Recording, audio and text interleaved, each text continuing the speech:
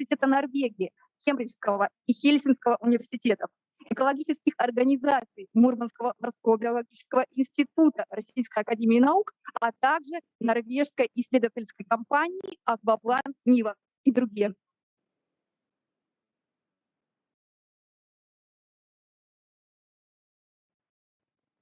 Мы находимся в польском научном... We are at the Polar Science Center in Apatite. We are having this offline hybrid format, and the conference is being interpreted to English, Russian, and Norwegian.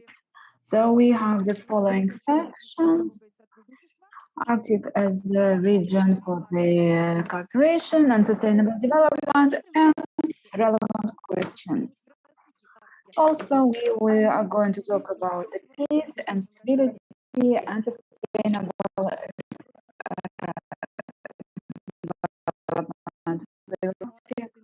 And we will also talk about the role of the indigenous peoples in the North and the 80 years anniversary of the first polar convoy dervish arrival to Murmansk. So among the speakers, we have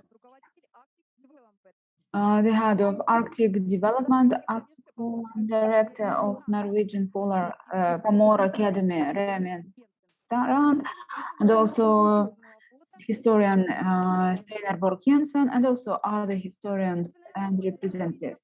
So now I will give the floor for the opening of the conference to the first vice head of Polar Science Center, Dядя Vladimir Vladimirovich.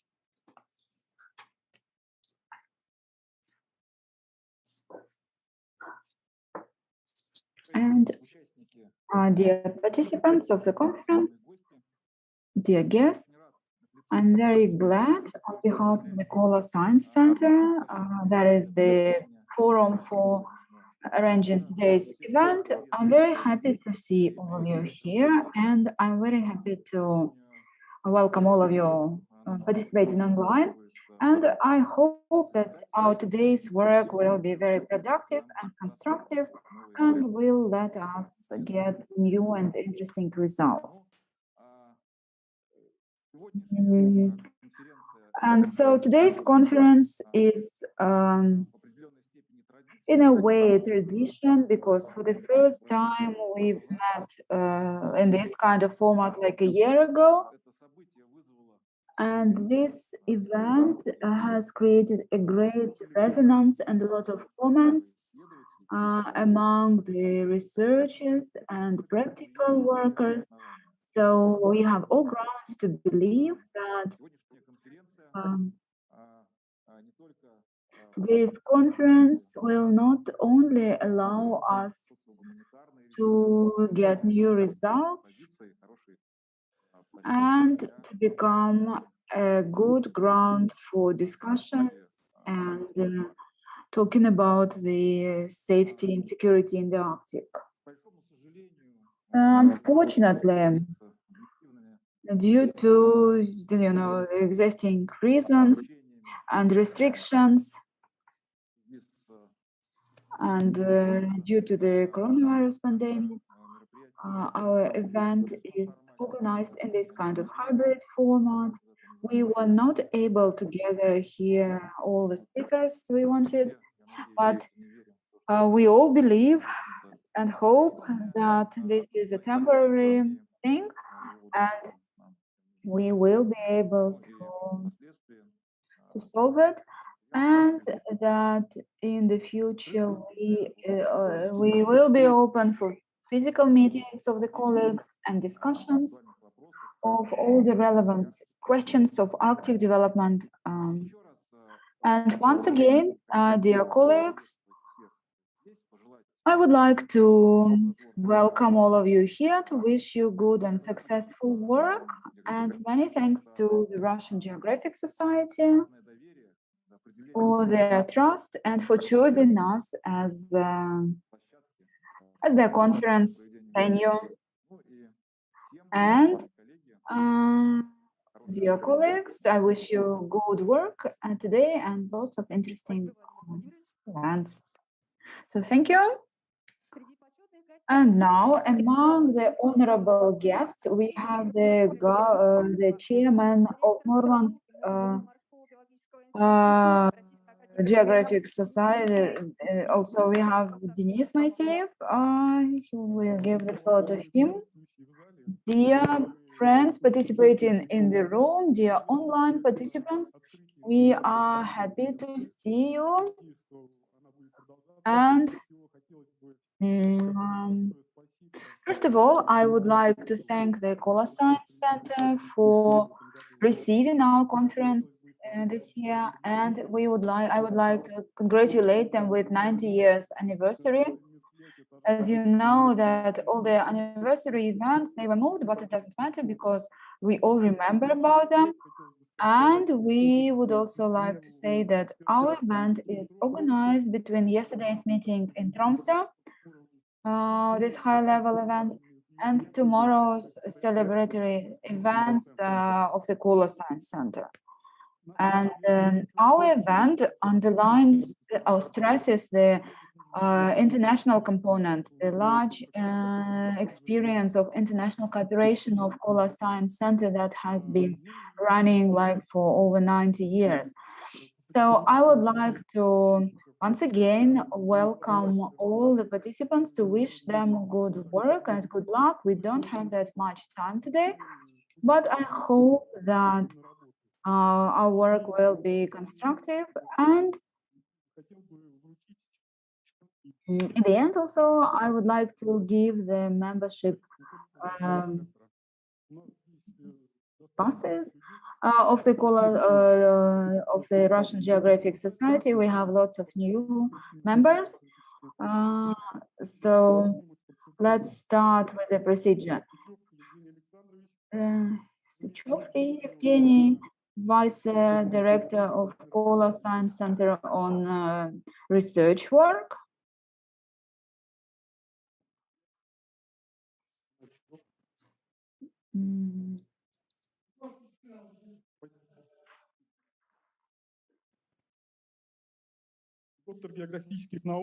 Doctor of Geography, Vladimir Andreevich, I didn't get his surname, unfortunately.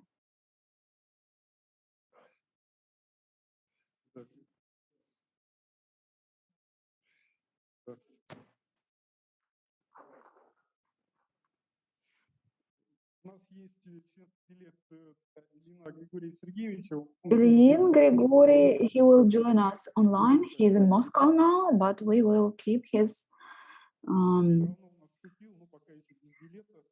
membership ID. Kozlov Evgeny Nikolaevich.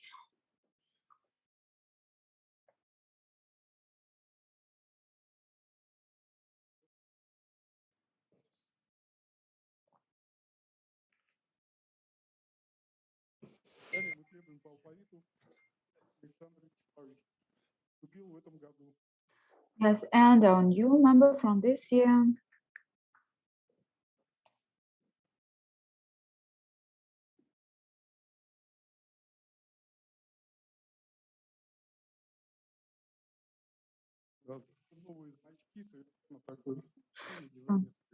So they are top, like brand new.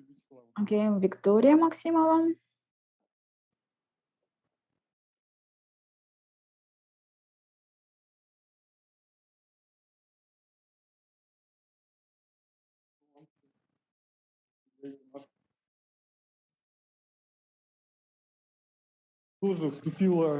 And our member from last year. So we had lots of cooperation with him.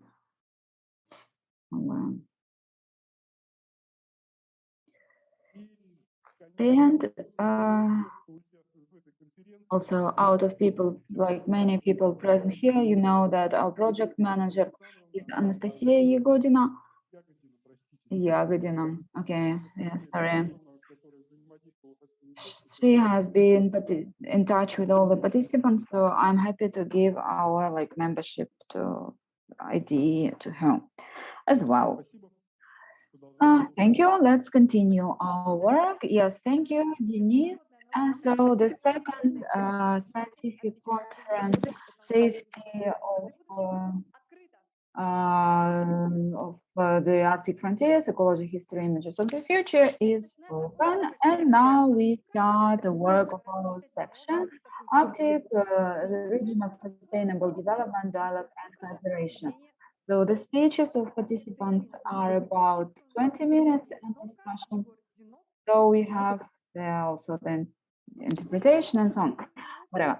So we will start discussing this the role of science in Arctic exploration. So Kola Science Center was established in 1930. Now it's the only federal science center of Russia above the polar circle, and now one of the most important centers of development of the science in the Arctic. So now we will have the director of humanitarian problems, Vladimir Dyadik. He will tell us about the role of science in Arctic development and international cooperation. So we are having Vladimir Dyadik and Grigory Ilyin. So dear colleagues, let me say a few words before Grigory starts. So it's divided into two parts. He will tell about the history of development of Polar Science Center as the main forepost of Russian.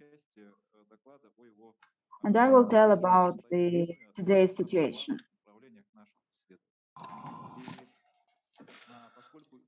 And since Grigory is in Moscow now, we will have a small technical break just to switch the presentations. So please take this into consideration and don't be too angry at us. So Grigory, please, welcome to the stage.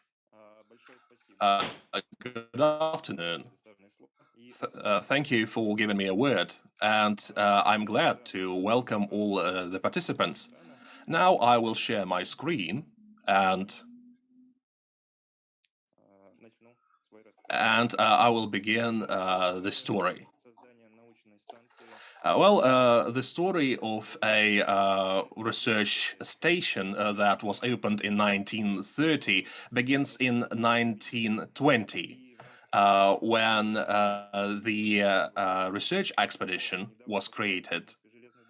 And back in the days, on the new Murmansk Railroad, a special train was sent to decide what the productive forces were in the Murmansk region. This commission consisted of many famous, well-known people, such as Karpinsky, the head of the Russian Academy of Sciences, Shakalsky, the representative of the Russian Geographical Society, and also mineralogist Fersman. Well, there was a trip, an excursion, as we might call it, to a small mountain known as Malый Manipak. And there we found a very large deposit. Fersman was very interested in this discovery, and in the upcoming years, there were multiple expeditions conducted to develop the Khibinsky tundra and the neighboring Lavozyrsky tundra. People covered tremendous amount, covered 2,500 kilometers of routes. Well, and the discoveries were amazing. And both Fersman and his team were very impressed by the discoveries. And with more and more new mineral species discovered, amazing discoveries of apatite were made. It's a mineral that has been extracted and has been extracted for more than 80 years now. And in 1926, new deposits were opened, and the new ore, the new apatite ore, was produced, was sampled, and the quality of the ore was very high. In 1929, the events were developing rapidly. And in the end, by the end of this year, the first mine was opened. And well, this short story, this introduction, leads us to 1930. In 1930, we began building the research station, and Firstman was the first person in the expedition for the expedition leader who considered building lodges for the expedition members, so that people would be able to remain warm, to think about life. But sadly, the board of the commission weren't very pleased with this idea. But once the discoveries were made, and once the region began rapidly developing, all the organizations, including the Academy of Sciences and the colonization department of the Murmansk Railroad, paid quite a lot of money to build a new house for the scientists in Hibine. And it was a new experience for the science in the country, because the center was built right near the research facilities.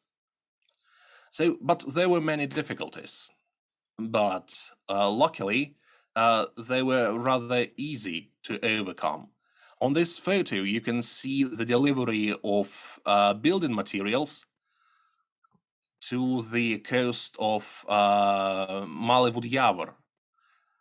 It's 5 kilometers from Khibinogorsk, the nowadays Kirovsk. So it's a place where real mountains are present. There is no civilization, and there is no well-developed network of roads in this place. This place was chosen in autumn 1929 when the researcher Firstman saw Veja, an indigenous building that was used for fishing. And this valley, this lake, Firstman really liked them. And there, at this place, this Veja was located. And that's where they chose the place for the research facility. And in July 1930, the first building was constructed. On the 19th of June, the first conference was conducted. And then the research facility was opened. It was known as Hibinsky Research Facility back in the days. Firstman gave it the name Tieta, which can be roughly translated as knowledge, because the local Sami population used it as a borrowed word from Finnish language. And in October of the same year, 1930, the Academy of Sciences took the Hibine station, the facility, into consideration, and Firstman invited to the station various experts who needed to move from Leningrad to work there in Hibine without much moving in these harsh conditions of the Arctic, and conduct researches. One of these specialists was Fridolin, who was a zoologist for the group, and he was also conducting a research on blood-sucking insects, because those insects were a real problem for the scientists during the warmer seasons. Also, Sergei Geneshin was invited, a botanist, but sadly he died in the end of 1930. And his ideas were continued by Nikolai Rolin. So a botanic garden was formed, and this year it celebrates its 90th university. In 1931, the construction of the main building began. The small barracks were not enough for laboratories, and it was not enough to accommodate for all the scientists present. So in the next years, in the following 2 years, a construction of a new wooden building began. It was over in April 1932, and in April of that year, the first Polar Conference took place, where well-known scientists went, and in the framework of this conference, there was also the opening of the Hibine mountain station. Firstman tried to recall it and considered it a large ship among the mountains, among the snow. And this building, a beautiful one, it harmonically fits the valley. It had 3 floors.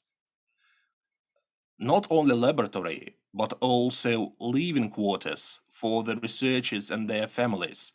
There was also a meteor station there to conduct a research. And Firstman gave it its library, a 10,000 tomes library.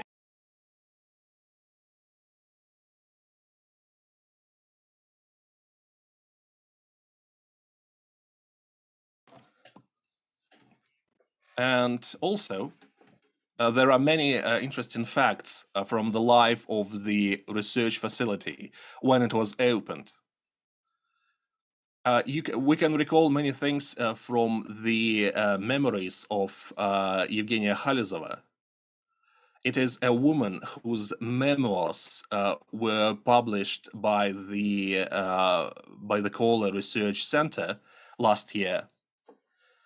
In 1932, her mother, Irina Barniman-Starenkevich, was invited to Tieta as a chemist. In Tieta, there was a cutting-edge laboratory. Well, cutting-edge for that time, of course. And Irina led this laboratory and conducted experiments with new mineral species. She tried to research its chemical composition. She had 2 children there and lived there for a few years without moving. And well, her memories, thanks to her memories, we can learn many new details about the life of the employees at the station. The head of the station of the equipment, for instance, was Elena Kessler. She was a constant member of the expedition, of Firstman's expedition, but also his relative. She joined the expeditions in 1921 and thought about supplying the expeditions with food, equipment, and so on. And she was also the lead for accommodation at the station, and she also thought about matters of food and, well, supplying of different kinds. Life in Tieta was dynamic. There were many field groups, such as zoologists, biologists, botanists, and in winter, there were chemists present, meteorologists. So specialists whose work required constant participation, constant research, and observations. So in early 1930s, the researches were expanded, and they were not only limited by the Hibina area. The researchers started to research Monchegorsk regions, Lavozero, Kiev, and the Hibina mountain station was renamed to the Kola base of the Academy of Sciences. Because, well, the research took place all over the Kola Peninsula. The head of the Antonina Oranzhereeva became the head of the station after a few years, and she started to conduct an archive for the whole station. So now we can see the history of Tieta of this time, and we can see where the story began. And now, after all, we have a full-fledged archive of the Kola Research Center, thanks to her. The number of employees increased. Four-person to the left, a person with, you can see, it's Fridolin, the zoologist I told you about, a person who researched blood-sucking insects. And thanks to the archive, we know that he was known as the Mosquito King, because his laboratory was full of jars and bottles with larvae, with mosquitoes. And he learned a way how to fight the mosquitoes by expanding the swamps.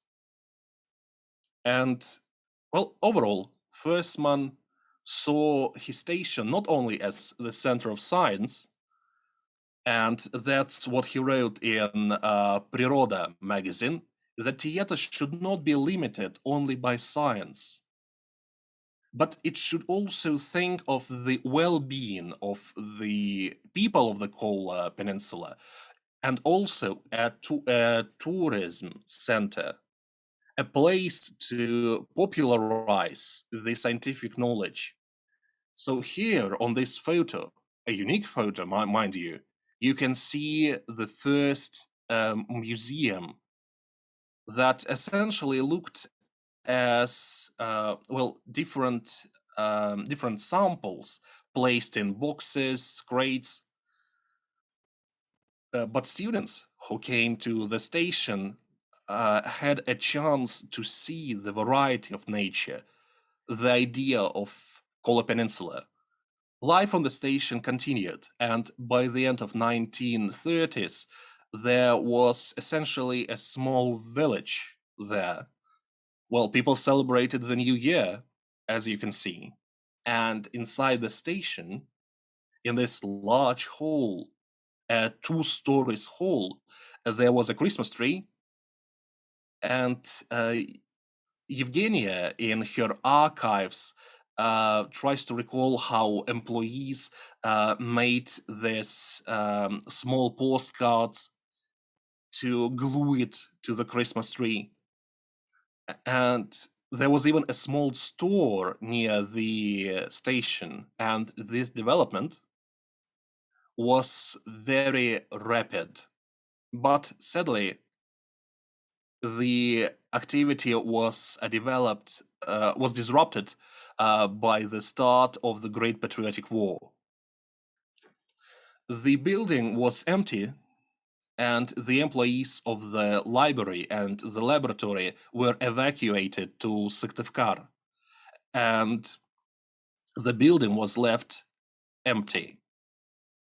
But sadly, it was not secured well, the empty building, and for some reason, for an unknown reason, there was a fire that destroyed the wooden construction and left no trace of the old beautiful building and the scientist houses. On May 20, a few days after the victory, Fersman died. And the employees of Tieta, without their ideological leader, they had to do something themselves.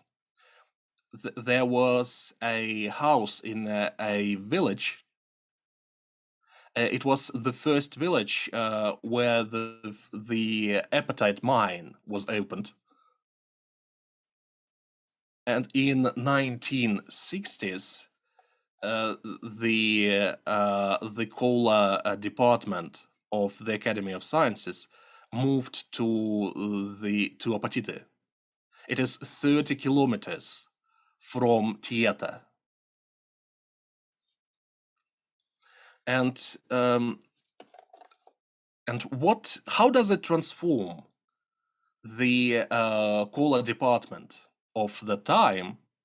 Well, I will give floor to my colleague, and he will tell you about the transformation of Tieta and how it transformed up to this day. So thank you very much. Yes, Grigori, thank you very much. I will ask our colleagues, our technical support, to switch.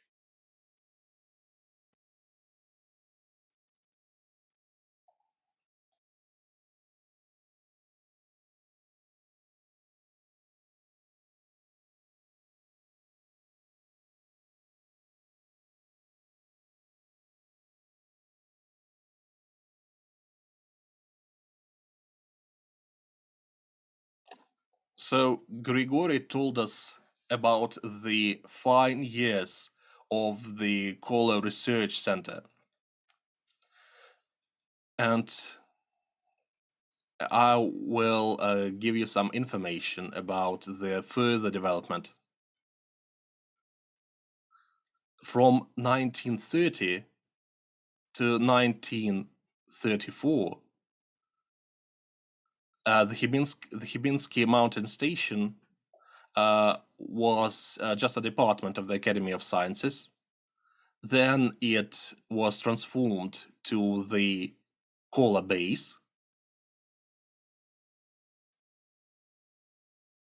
And also from the period of 1949 up until 1988, the base worked as a department for the Academy of Sciences of the USSR. From 1988 until 1999, the station worked as a Kola Research Center. And in our days, we are known as the Kola Scientific Center of the Russian Academy of Sciences. So who are we now?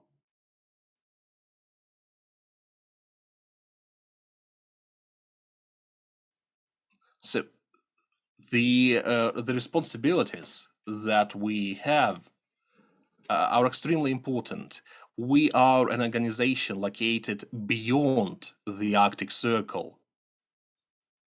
And we have these responsibilities, very important responsibilities, still behind us.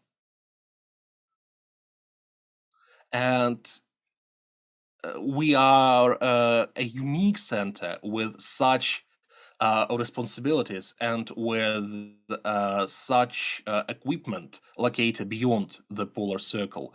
And it is very good that the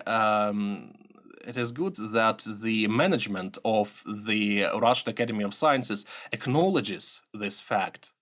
And the president of the Russian Academy of Sciences, Sergeyev considers it a very important step, considers it very important to continue the development. And we have, after all, the scientific community to support this idea of development. As of now, as an organization, we are considered an organization of 10 different departments. So we have 3 branches and 7 specific departments. About 1,220 people are employed, 460 researchers, and among those people we have 57 PhDs. Also, we have 177 young scientists, so people who are under 39. And it is good because we actually involve youth. And our mission, the mission of the Kola Scientific Center, is conducting researches that are allowed to achieve strategic goals and priorities of sustainable development and security of the Arctic zone of the Russian Federation. On the slide, you can see the aspects that are involved, such as geology, mining, chemistry, and the chemical industry of the Soviet High Arctic was thanks to the developments of the scientists. And this responsibility, the responsibility we took from the Soviet times, is continued now. And we have a lot of agreements with the research facilities.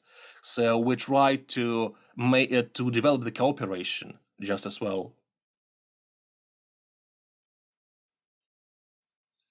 In terms of environment and ecology, there are also multiple directions in which we move, because we have the access to new technologies that help us with that. Now, I would like to say a few words about, well, let's call them the institutes, and I would like to say a few words about each of them. So, for example, on the slide you can see the Institute of Geology, and you have the map of the Kola Peninsula here. And we will also celebrate the anniversary of the Institute of Geology, actually. And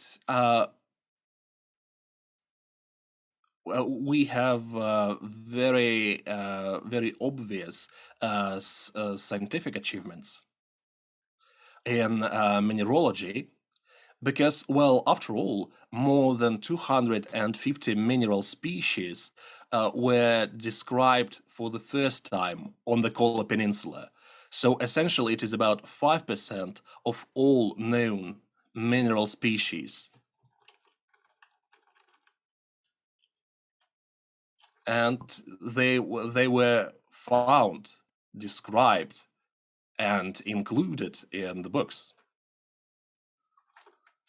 Also, a very major role is done by the Institute of Mining, for obvious reasons, I think. I have to say that there is a wide range of activities done by the Institute of Mining. So, for example, it's about the mining facilities, about geomechanics, and after all, it allows us to have new developments. I think that the Institute of Mining does the great work to support the new trends, and all the companies involved are very interested in this development.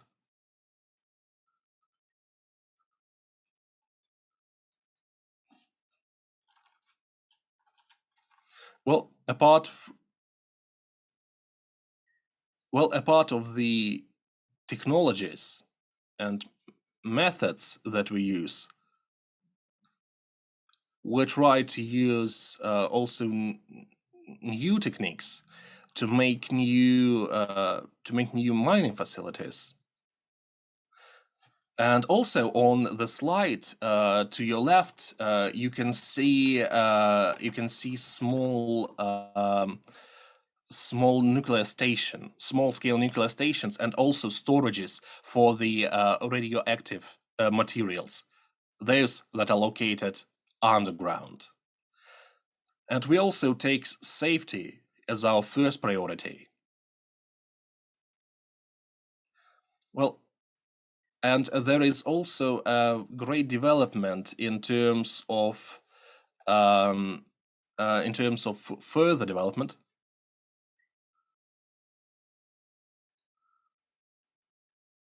So yeah, and we will pay great attention to geodynamic safety. One of the other institutes I would like to tell you about is the Institute of Chemistry and Technology of Rare Elements and Raw Mineral Materials, named after Tananev. It's about chemical technologies, so essentially about new products based on the mineral raw materials of the Kola Peninsula. So to the left, you can see the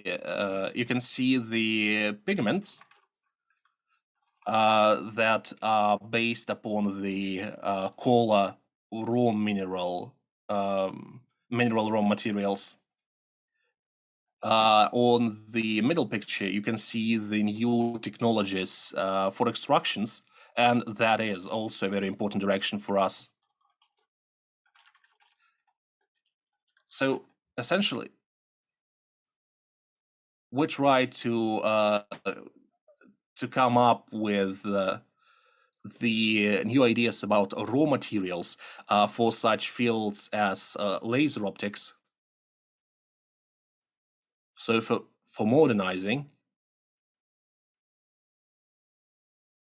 and for modernization overall. So a lot of new developments are essentially the part of the institute.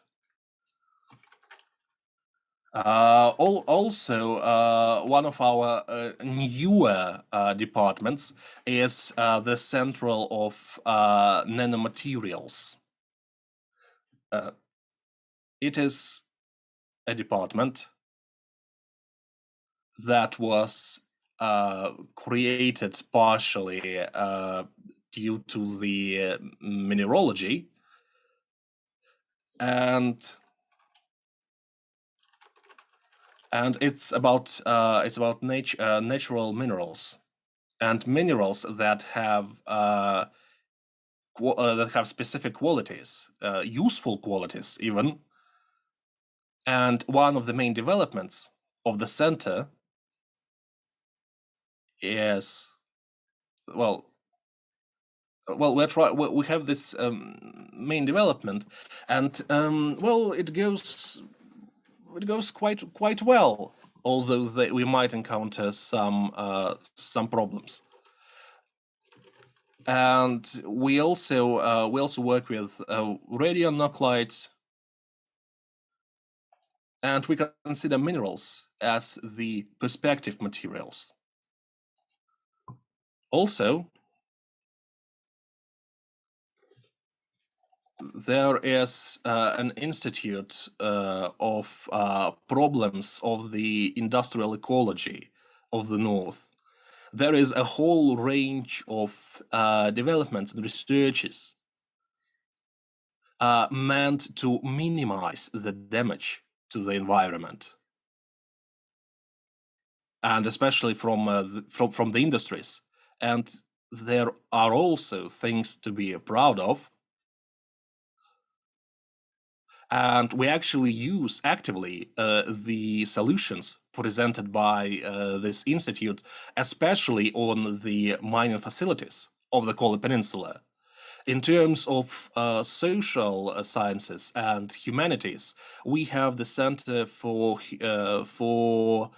Humanities of the Barents region, and also the Institute of Economical Problems, named after Luzin.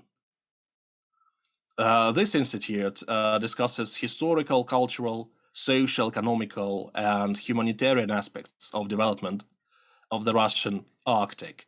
It is a unique facility, I would say, because it is also a research center and also a museum, as you can see on the slide. A museum that presents presents the stages of historical development of the region. This collection, the exposition, is unique, and I think the potential for development is great. And I think we can proceed with the next stage of the development of the museum. And undoubtedly, the value of this collection is not limited to the Russian audience, but also it's the fact that many objects are very interesting for the larger audience from people all over the world. Continuing the topic of social sciences, well, I want to say that we also have a rather young department, I could say, that does analytical research on the strategy of development of the Arctic zone of the Russian Federation and supplying its economical and social security. Well, it is about the geological development.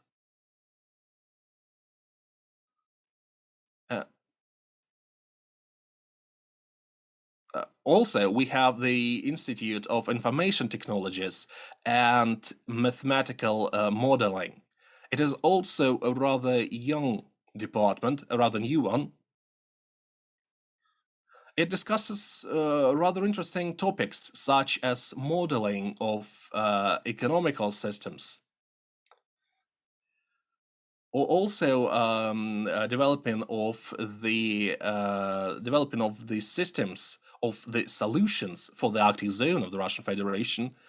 They also try to expand the theoretical foundation, also principles and technologies of organization of various informational systems, while taking into consideration the specific conditions of the Arctic zone of the Russian Federation. It is also about logistics, about supplying, so essentially mathematical models, methods, and systems for land usage and environmental situation in the Arctic zone. The Institute of Physics and Technical Issues of the Energy Industry of the North is a department that develops a methodological foundation and also tools for forming and implementing energy programs in the districts of the European North. Well, after all, climate change makes it so that all the threats move to the north, and we need to do something about it. And it concerns the facilities. This issue is topical.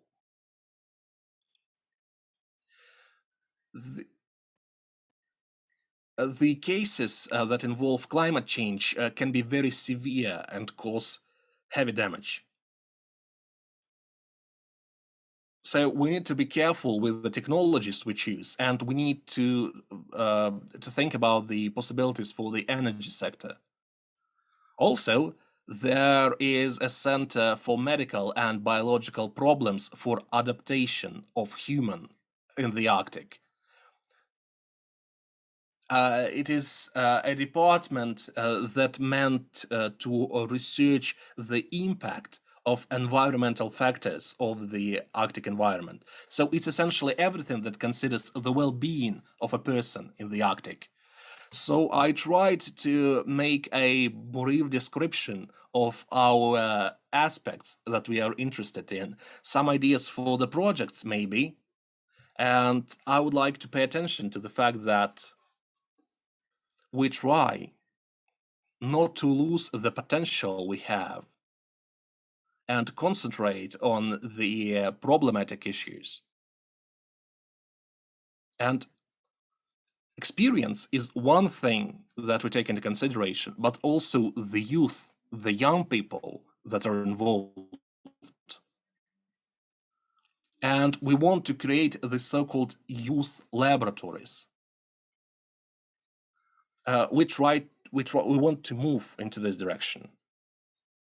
And we believe that these young people, well, you can see them on the photos. Actually, the lower photo.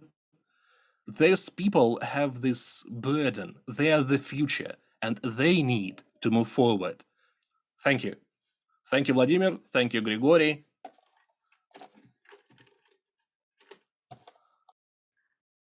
So we have our next speaker, representative of Aquaplan Niva, Alexey Bambulia. Could you please comment this presentation?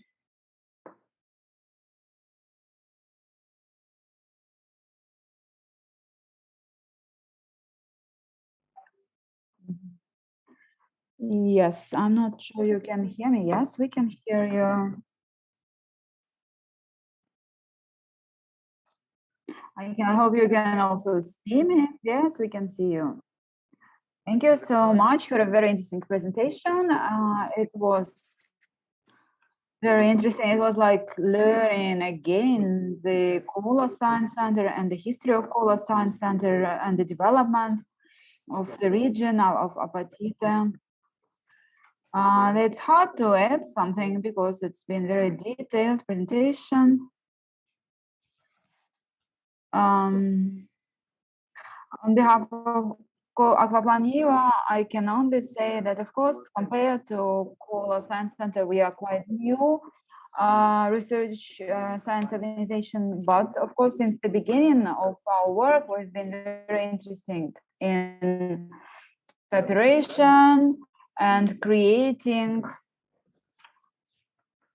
and all the institutes of Kola Science Center and the Russian Academy of Sciences, they are very like treating us as equal in this kind of cooperation and letting us learn from them and give us the experience.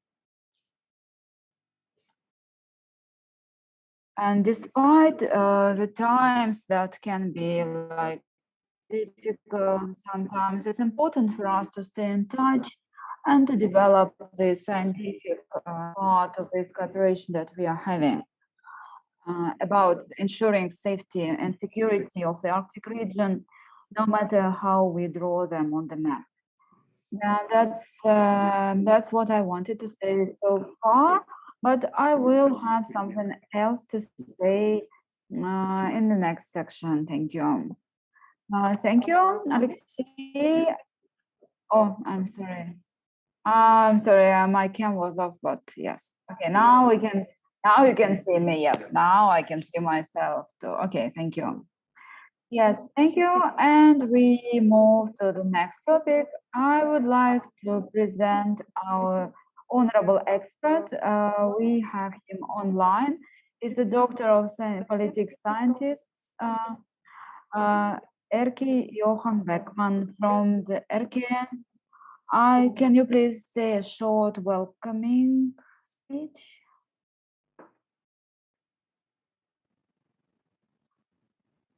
Okay, we will continue Okay, modern world has a lot of challenges to peace and security in the Arctic, starting from infectious diseases to economical crisis and so on. So the Arctic Council that was created by the decision of the 8 Arctic states in September 1996 is 25 years old now. Now it's an important tool for consensus and compromise. Now we have had this trip of Sergei Lavrov to Tromsø, where he met his Norwegian counterpart Anniken Huitfeldt.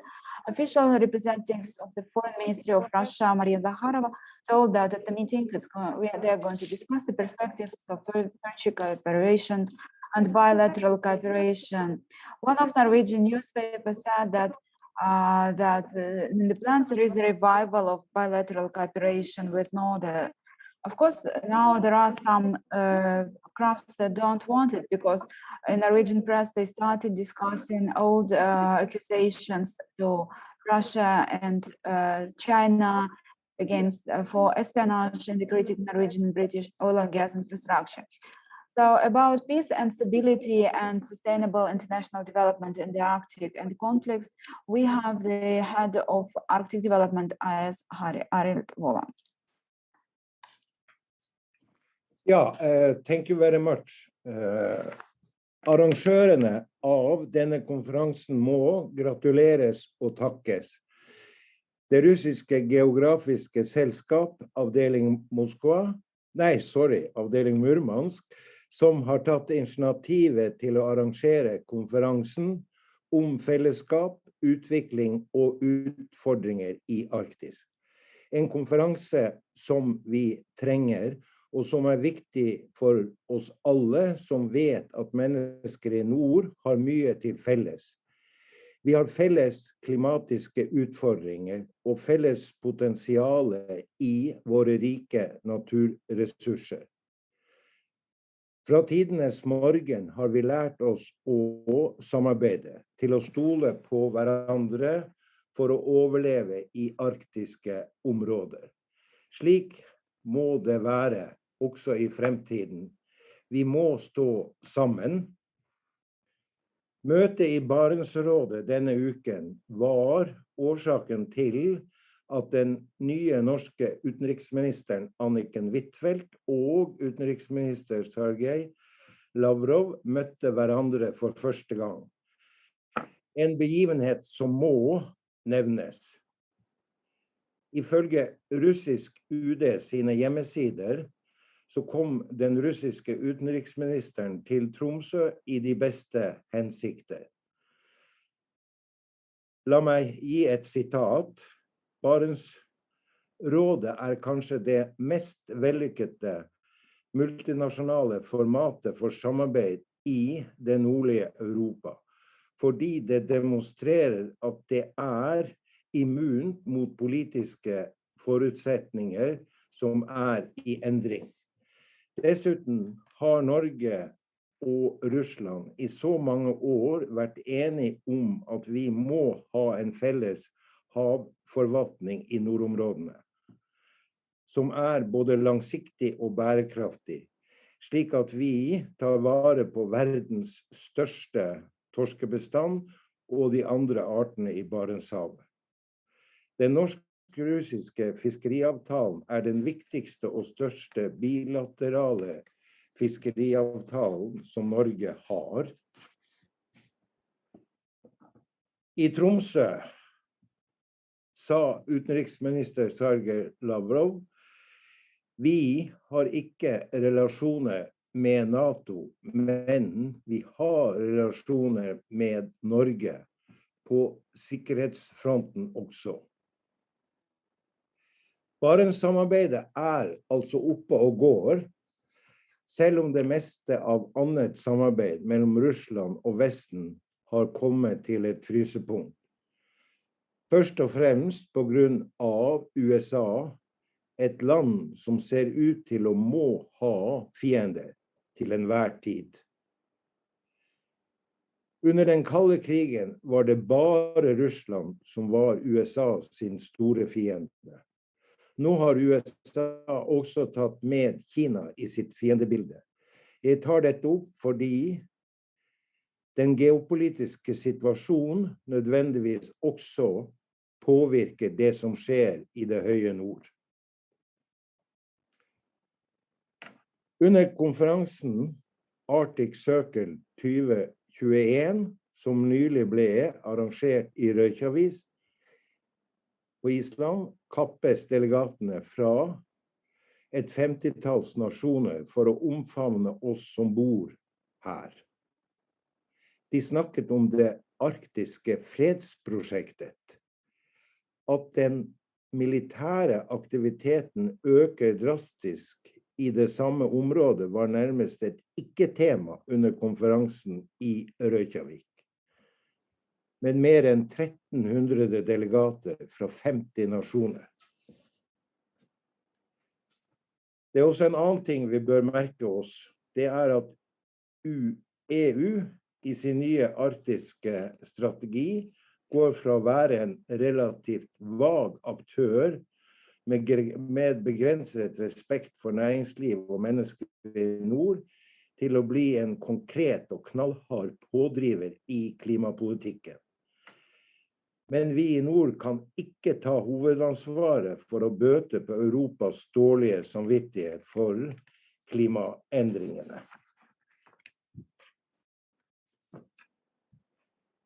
Tidligere har EU understreket at de er opptatt av menneskene i nord, og at det skal skapes arbeidsplasser, at Arktis ikke er et museum. For EU gjelder dette tydeligvis ikke lenger. Alle næringer knyttet til olje og gass i det høye nord skal på sikt avvikles ifølge EU sin nye strategi. Samtidig som EU vil stanse olje- og gassaktiviteten i Arktis, prøver EU nå å presse Russland til å produsere mer gass for å dekke Europas eget behov. Årsaken til dette er EUs manglende energipolitikk.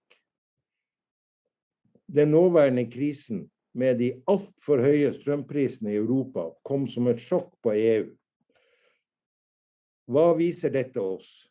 Vet ikke den ene i EU hva den andre gjør? Kanskje ikke. Men det er her et bakteppe. Ikke bare for EU, men også for Barentsregionen. Dette bakteppet påvirker oss allerede. Det er USAs sine anstrengelser for å få på plass en ny kald krig. Som jeg sa innledningsvis, under den kalde krigen var det bare Russland som var USA sin store fiende.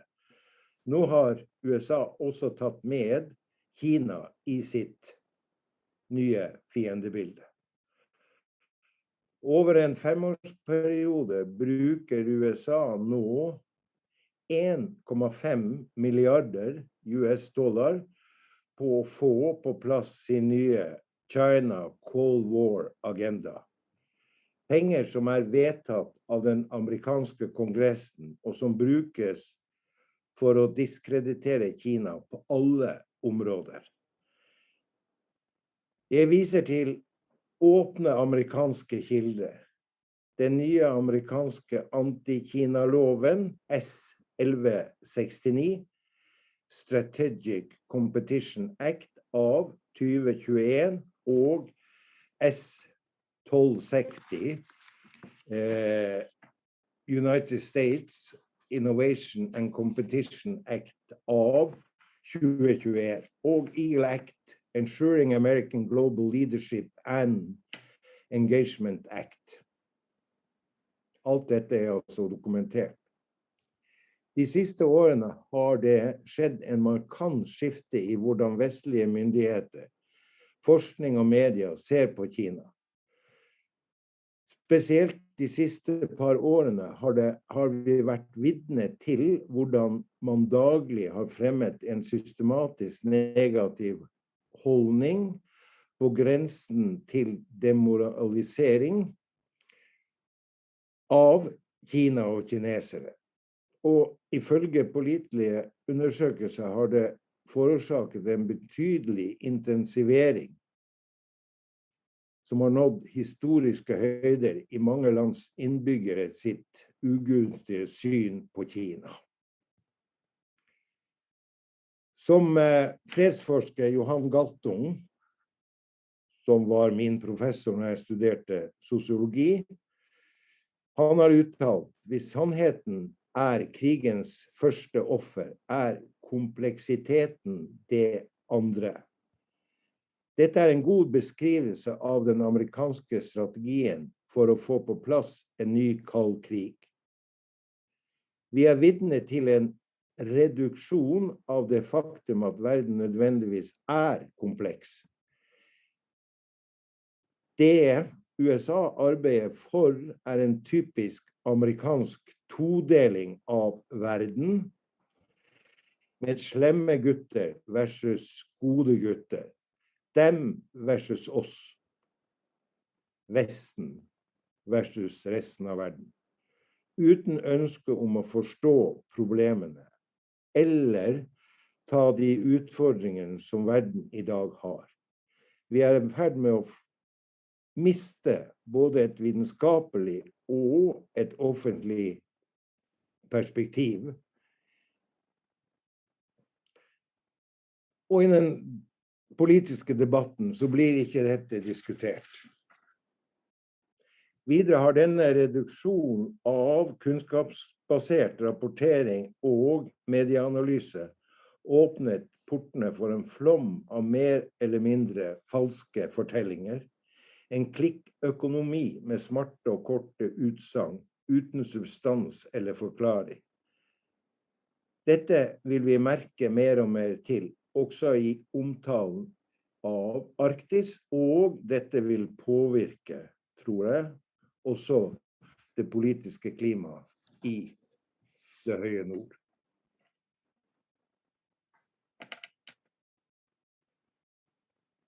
Jeg dypt bekymret for de langsiktige konsekvensene av det vi nå vitne til.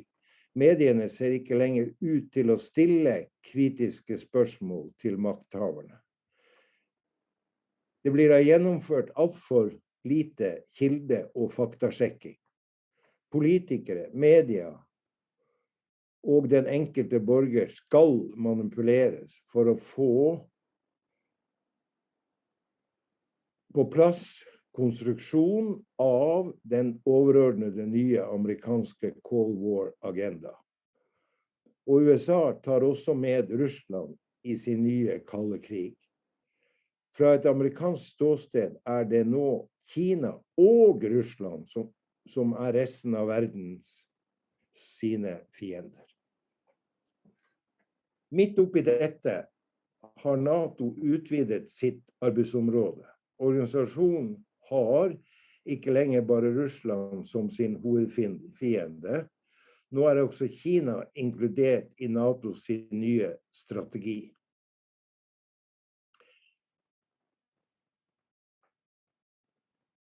Uttrykket det militærindustrielle kompleks bør vi ha i bakhodet. Det beskriver forholdet mellom en nasjons militære og forsvarsindustrien, sett som en egeninteresse som påvirker offentlig politikk. I USA har det militærindustrielle komplekset fått en alt for sterk politisk posisjon. USA oppretter nå stadig flere militærbaser. I Nord-Norge Evenes lufthavn og Ramsund orlogsstasjon blitt nye amerikanske militærbaser. Samtidig som Tromsø har blitt en forsyningsbase for amerikanske atomubåter. Vi opplever altså en ny militarisering av Barentsregionen, uten at noen i nord har blitt spurt. For oss alle det et felles mål å beholde samarbeidet i Barentsregionen. Men det mange farer der ute. Vi må derfor vokte vårt samarbeid. Helt siden etableringen i 1993 med Kirkenes-erklæringen har vårt samarbeid i nord bidratt til felles tillitsbygging. Et konstruktivt samarbeid over grensene i nord og felles muligheter og utfordringer. Barentssamarbeidet har 2 pilarer. Det statlige Barentsrådet og det regionale regionrådet. Dette er en unik samarbeidsstruktur. Jeg er enig med utenriksminister Sergej Lavrov. Barentsrådet er et meget vellykket multinasjonalt format for samarbeid. Vår oppgave og utfordring blir å ikke la noen ødelegge vårt gode samarbeid. I en høyst uoversiktlig geopolitisk verden, som jeg nok tror i for stor grad i tiden fremover vil bli preget av Make America Great Again. Takk for oppmerksomheten. Спасибо большое, Арильд. Я представляю следующего участника, аспирант Санкт-Петербургского государственного университета по международным отношениям и мировой политике Екатерина Серова. Екатерина Серова. She will make a presentation about military safety and the regulations of the Arctic Council.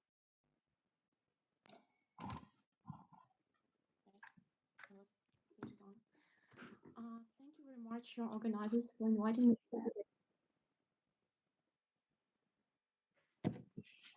I'm really glad to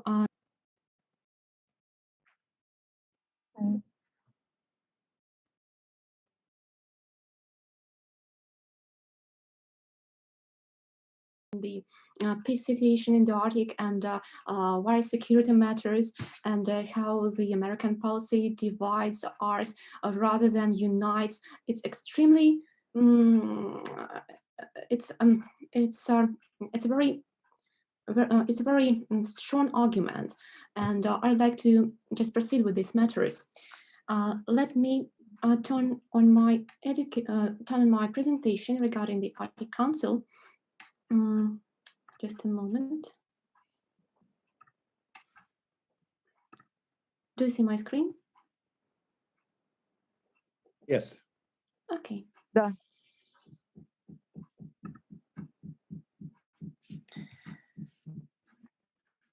Well, basically, why someone would argue for including hard security into the Arctic Council agenda, while the other ones believe that hard security issues should remain out of the Arctic Council.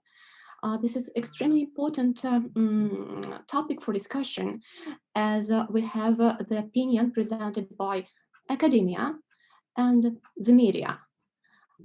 Yes, there is an idea in the media that there's going to be a war or wide-scale conflict in the Arctic. In academia, still being discussed whether or not hard security is a relevant topic for the Arctic Council. Then I just took some examples from the media regarding the topic, regarding the uneasy relations between Moscow and Washington, you know, and that's gonna lead to a dangerous path. Arnold also mentioned in his speech that media is biased. That's extremely true. That, for instance, NATO should take the lead in military security affairs. This is the first picture. Then I also found that NATO should create a maritime group for the Arctic, standing maritime group, I mean, or establish a full-fledged Arctic command. I do believe that NATO is not the appropriate place to discuss the Arctic issues, and I would rather stand for analyzing the national endeavors of the states to Arctic security, and then match to the logic of the alliance. Then existing maritime, while others states that are the parties to this convention and have the privileges, yes, you know them, the US cannot do the same things. I mean, for example, to extend its Arctic shelves up to 150 miles. Yes. Then we have the dispute over the Bering Sea. I mean, the Baker-Shevardnadze Line agreement signed in 1990. That's today, Russia and the US have overlapping areas of the extended continental shelf. We also have the disputes not only between the US and Russia, we have disputes between Russia and Norway, between Canada and US, and so on and so forth. The third point I'd like you to draw attention to is fear of Chinese military incursion into the Arctic.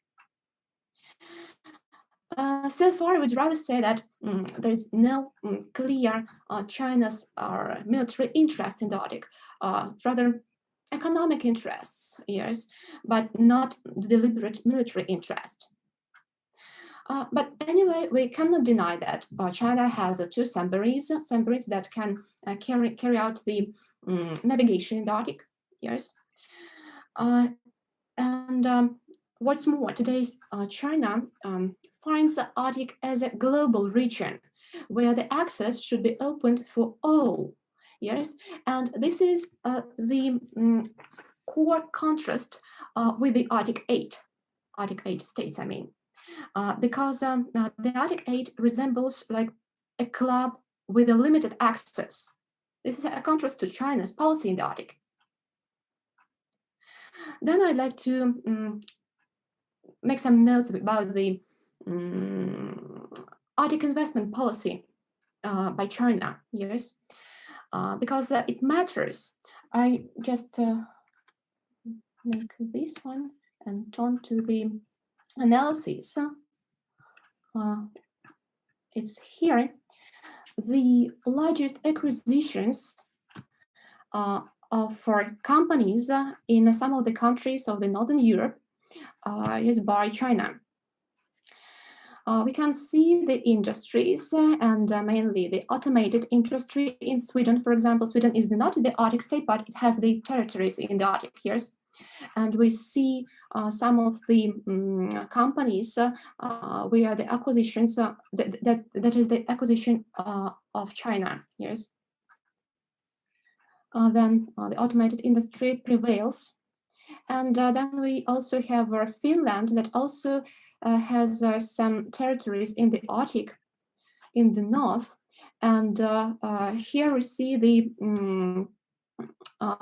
field of semiconductors. It's here, just a moment. It's here, yes. And this is the company, the main acquisition of China in Finland. Also, we have marine technologies. Marine technologies, it's here, yes, and it is also one of the acquisitions of China in Finland. Well, and that's why the investment policy, the increasing investment policy for China in Nordic Europe also matters enough. And maybe it's high time for the Arctic 8 to come together and discuss what we can do to make the situation more peaceful, more stable in the Arctic. That's going to be a task for the Arctic Council, I mean. Just a moment.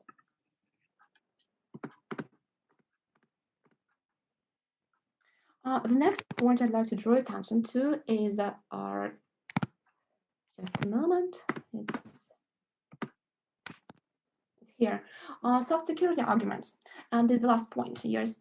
Lastly, why hard security might be included into the Arctic Council is because soft security has been successfully negotiated in the Arctic Council. And the argument is that There are agreements on search and rescue operations. There are agreements on environmental cooperation, and we have pollution management, the fields that are successfully proceeded with. Yes, and perhaps in the spirit of the Arctic cooperation, we could manage to discuss hard security concerns within the framework of the Arctic Council. But actually, I didn't share these points to its entirety, but I wanted to show that debate is going on. And I think I just managed to provide a holistic viewpoint, or consistent viewpoint on why hard security issues may be included into the Arctic Council. And another viewpoint, arguments against the inclusion of hard security into the Arctic Council. First of all, let us pay attention to environmental problems. Yes, it is because the Arctic Council has been always about environment since the Rovaniemi process was launched in 1989. Yes, and then the Arctic Environmental Protection Strategy was adopted in 1991. Apparently, the environmental protection was the first priority of Finland during its chairmanships in 2017-2019. Yes. We also see this one, that environmental protection is one of the co-priorities of the Arctic Council strategic plan that was adopted recently. Yes, and also a co-priority of Russian chairmanship's priorities, yes, for the 2021-2023.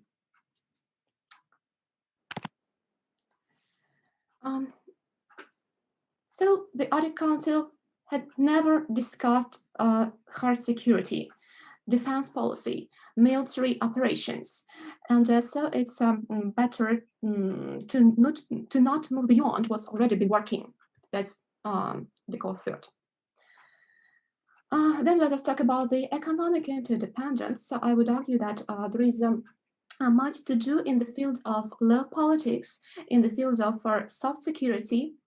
We have links and relations between Arctic states in trade, environmental cooperation, research, and it's just an economic boom that shouldn't be undermined by the hard security concerns. Let us discuss the alternative formats of cooperation. You know, the Arctic Security Forces Roundtable, Arctic Chiefs of Defense Staff meetings, the NATO-Russia Council. It's okay, but they don't work. Yes, since 2014, someone would argue that we can just discuss these security matters in the framework of these formats of these meetings. And I would argue from my side that Russia would like to join the discussions. But anyway, the counterpart hinders its participation. I mean, Russia's participation in, for example, Arctic Security Forces Roundtable here. The NATO-Russia Council also doesn't operate since 2019.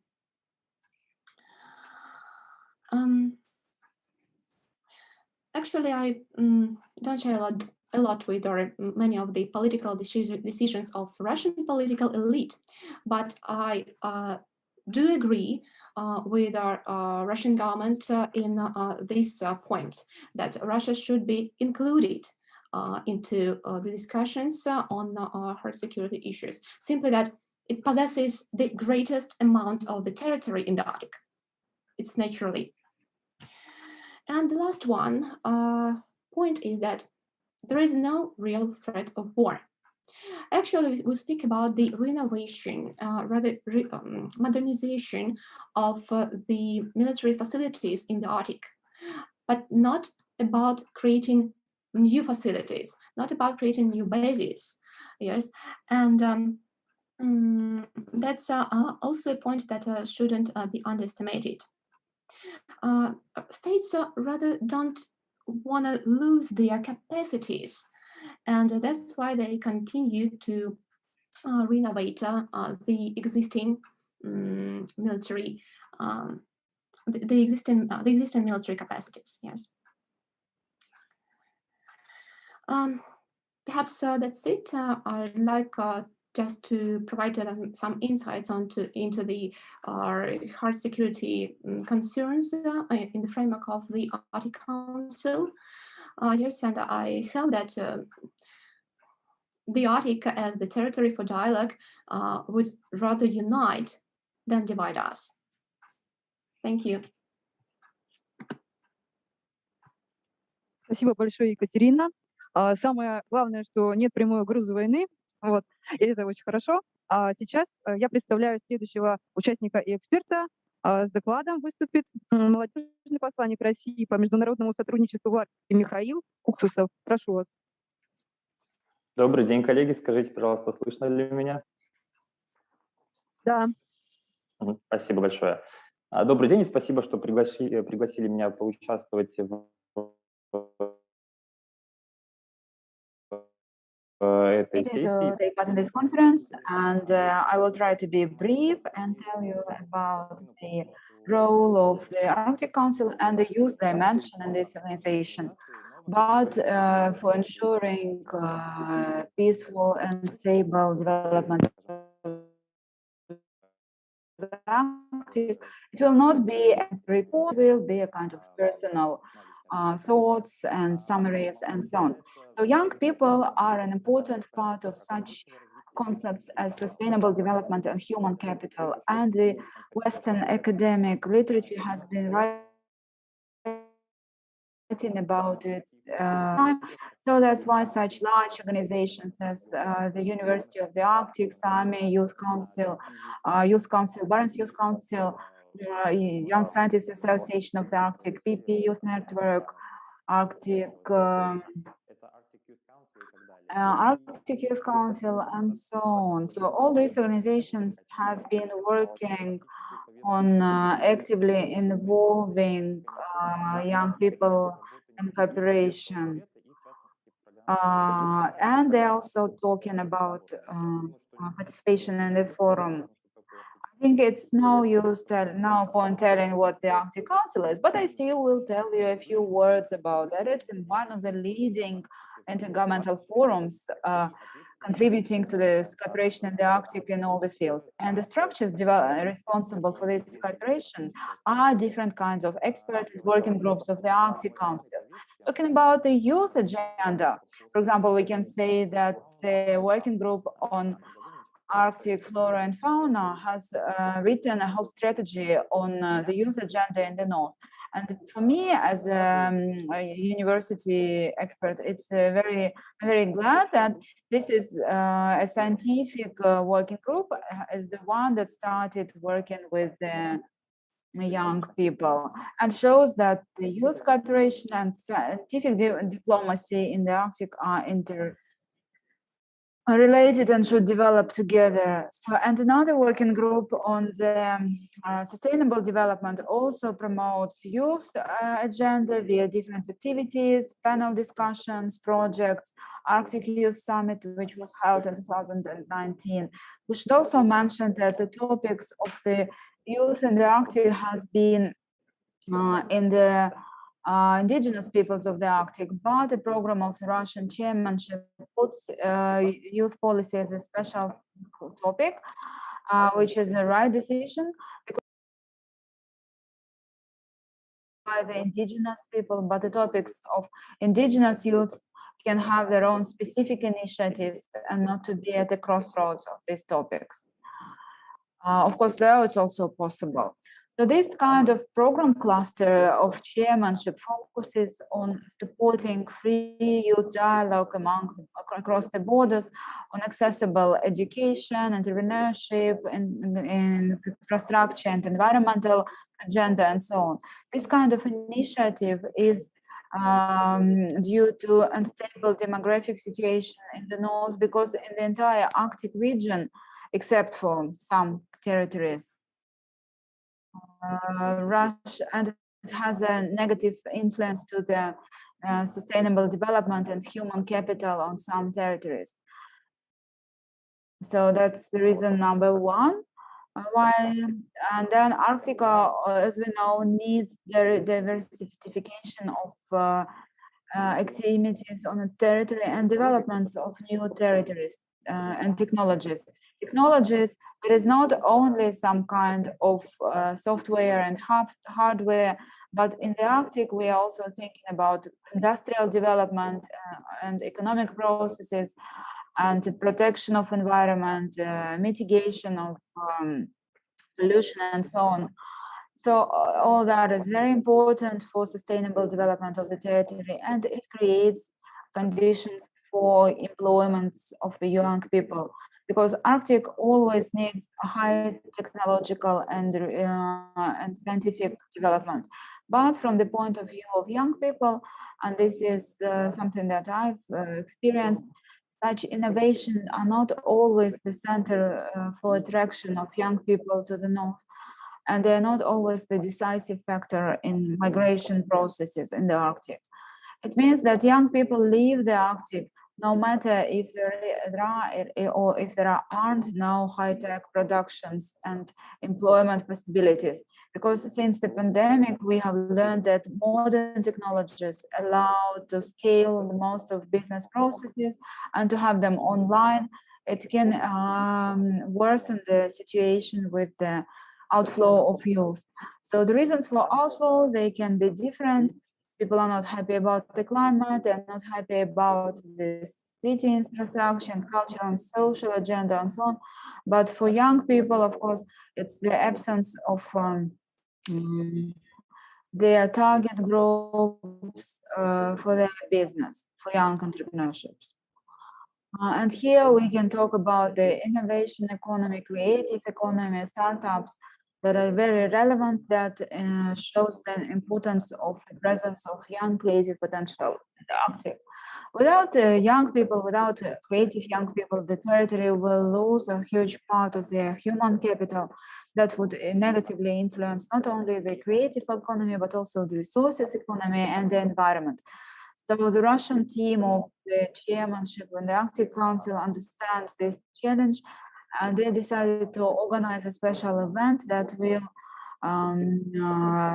make the program activities more and initiatives in the Arctic Council more substantial. This event is a forum of young leaders of the Arctic ice that will be arranged in Salihar from the 6th to 9th of December this year, and the main principle of organization of this event is shared leadership.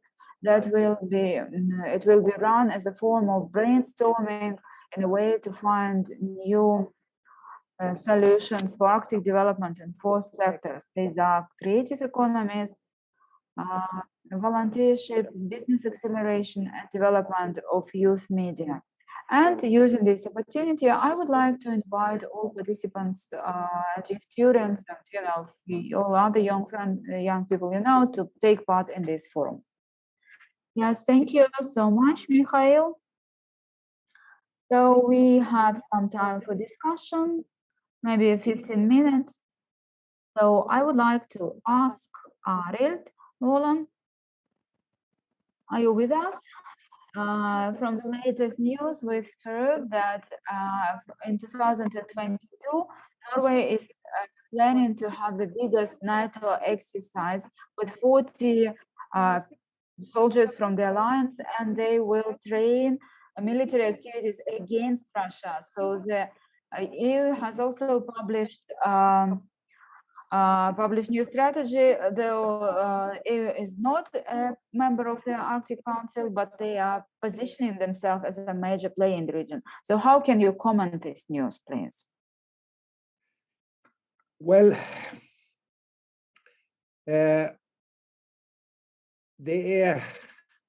saken vel det at det svært mange som interessert I de arktiske områdene. Jeg nevnte EU, og EU vil at vi skal slutte med olje og gass utvikling i det høye nord. EU er jo også interessert i å ta del i våre rike naturressurser i nord, det vil si få mer tilgang til fiskeriene i nord. Det er svært mange farer der ute, og det er svært mange som ikke liker Barentssamarbeidet. USA, de konsentrerer seg om Arktisk råd, hvor USA og Alaska, Kanada er de største spillerne. Så for USA,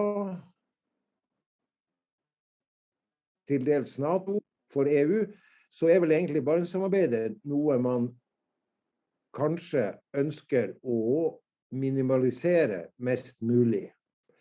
Det må vi være oppmerksom på, og den militære oppbyggingen, amerikanske militære oppbyggingen, som vi ser i Nord-Norge, er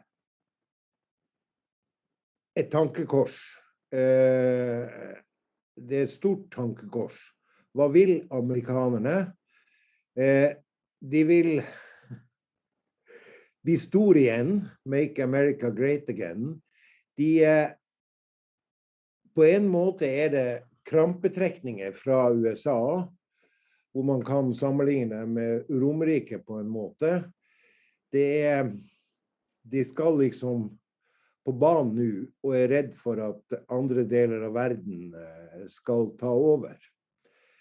Så det kunne sies mye om dette, og jeg skal ikke snakke for lenge akkurat nå,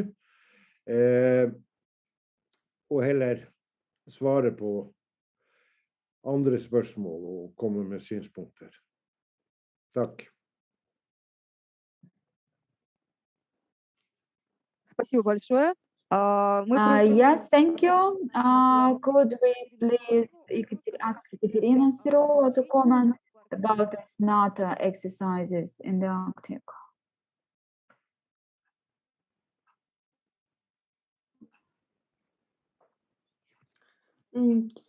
Спасибо за вопрос. Yes, thank you for your question. I have been studying these issues for quite some time, since 2016, and up to now, we really see very active development in these exercises. They are getting lots of participants, including partners or allies, because they have been cooperating before, but now we see that there is a larger interest from NATO partner countries, also their main partners, on participation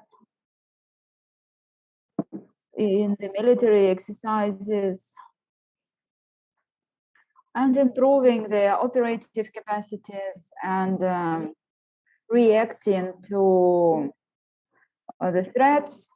Now there are risks, and the risks they are getting different kinds of evaluation in the Nordic countries, depending on the general historical context of relations between Russia, and also relations with Russia and relations with the US, depending on the internal economic tendencies.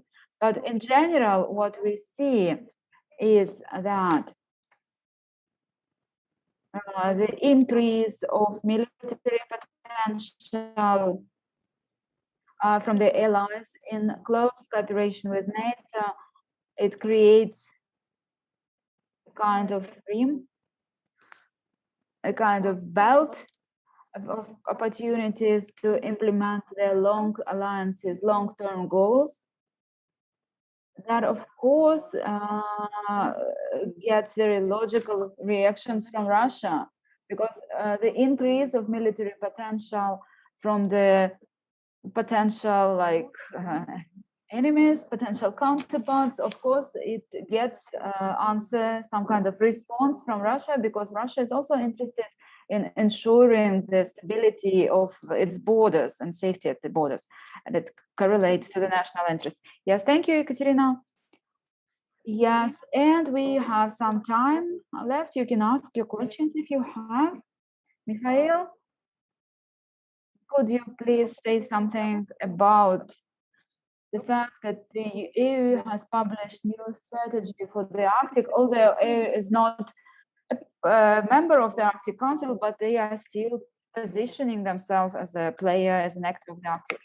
Yes, thank you for your question. Honestly, I can't say that I have enough competencies to answer these questions as an expert.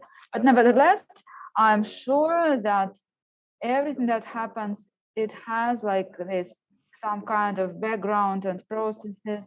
So if they are saying that, so probably it's in somebody's interests.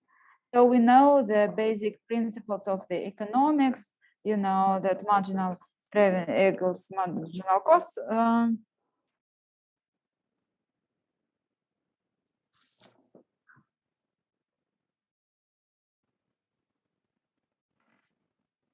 So if they say that, it means that it's probably profitable for them or good for them. But it's we need to understand whether it's good in the long-term perspective or whether it's good in the short-term perspective. We know those economic terms also. And it's important for us to sit down and to discuss it, all the things that are happening here, because all this, it can be just, you know, sayings, but what will be happening, what will be doing after that, that's a question. So, and the presence at these Arctic Council's meetings, I have never heard a single comment about these processes. So it remains to be seen how the situation will develop. So we need to look at things people do and not at things people say. So from the information by the TASS agency after the visit to Norway, Sergei Lavrov's visit to Norway, and talking to Anniken Whitfield, both sides expressed the intention to cooperate further. And Sergei Lavrov thanked Sergei Lavrov and said that it's a good tradition of dialogue, and we will compare our views on how we can work to ensure peace and security, no matter what ideological ideas those countries have, whether they are like members of NATO or the Russian Federation. Okay, and now we go on to the next topic.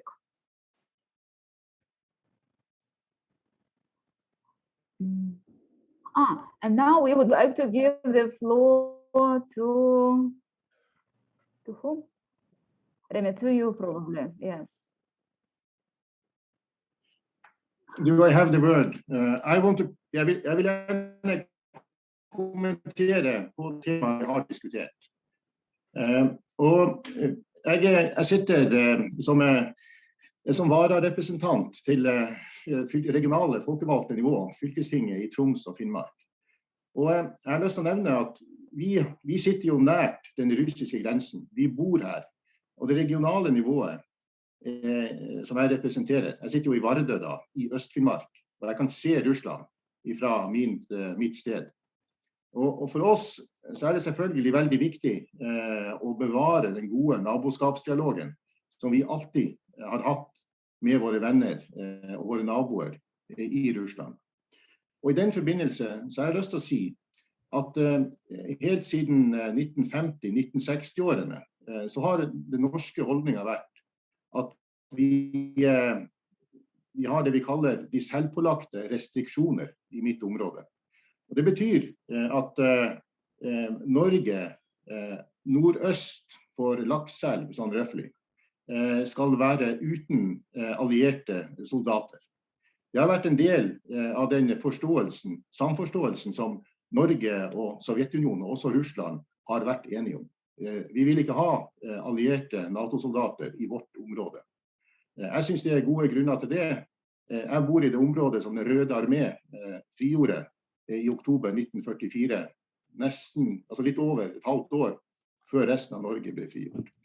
Vi veldig opptatt av at vårt område skal være fri for allierte soldater. Og det også den norske politikken her. Jeg kan si at mitt parti, som det sosialdemokratiske partiet, vi hadde i vårt valgprogram, når vi gikk til valg i vårt område, i vårt valgprogram et løfte om at vår politikk å opprettholde de selvpålagte restriksjonene, sånn at vi ikke får allierte soldater inn i dette området. Og så vidt jeg forstår, så støtter også den nye norske regjeringen dette prinsippene. Jeg vil bare få det fram, fordi at vi som bor i mitt område veldig opptatt av å bevare den gode naboskapsdialogen med folk i Nordvest-Russland og Murmansk og Arkhangelsk, og alle de som jeg har hatt kontakt med i alle år. Takk.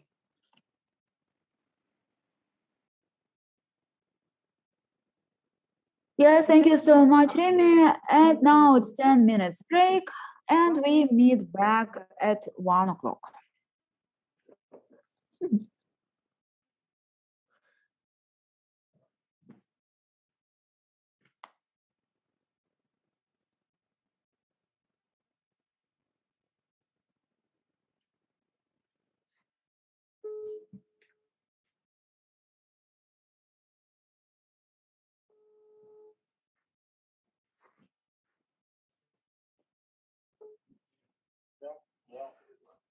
Ja, det var veldig bra det du sa nå. Altså. Det var jo kjempemessig. Og burde jo vært sagt av meg, egentlig. Ja, vi gjør jo det. Altså. Ja.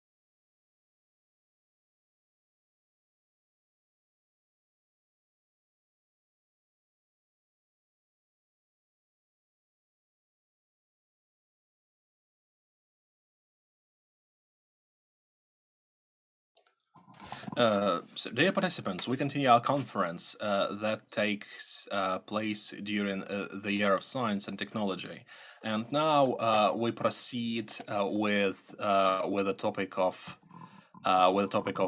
environment. Well, I should say that 39 years have passed since the signing of the international moratorium on whaling. The successful recovery of several large whale species, along with a change in human attitudes towards cetaceans and the conservation of the oceans, has led to the emergence and rapid development of the whale and dolphin watching industry in many parts of the world. Researchers are discovering more and more aspects of the positive effects of whales on populations of plankton, fish, and benthic organisms. Well, these studies help us understand how important whales are in the world marine ecosystem.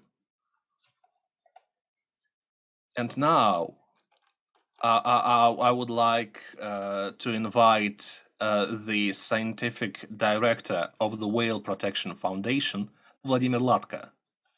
Please, welcome. Thank you for giving me the floor and giving me the chance to present my topic. This topic is rather vast, but I will try to tell you about the main points in it. The protection of whales is crucial for the people, both economically and politically. Protecting whales is not simply our obligation before the whales, but it is just a technology of increasing the productivity of the ocean, one of the most cutting-edge technologies, actually. And this understanding has been in place for about 10 years, it feels like. But first, a little bit about history. The history of interaction between human and whales began many millennia ago. A lot of scientists consider that it began 7,000 years ago, but some discoveries, including those on the Kola Peninsula, think that this story might be as old as 11,000 years old. So people began to kill whales many years ago. They had the technologies, and the technologies were developed up to the point that since 20th century, many whales became a rarity, an endangered species.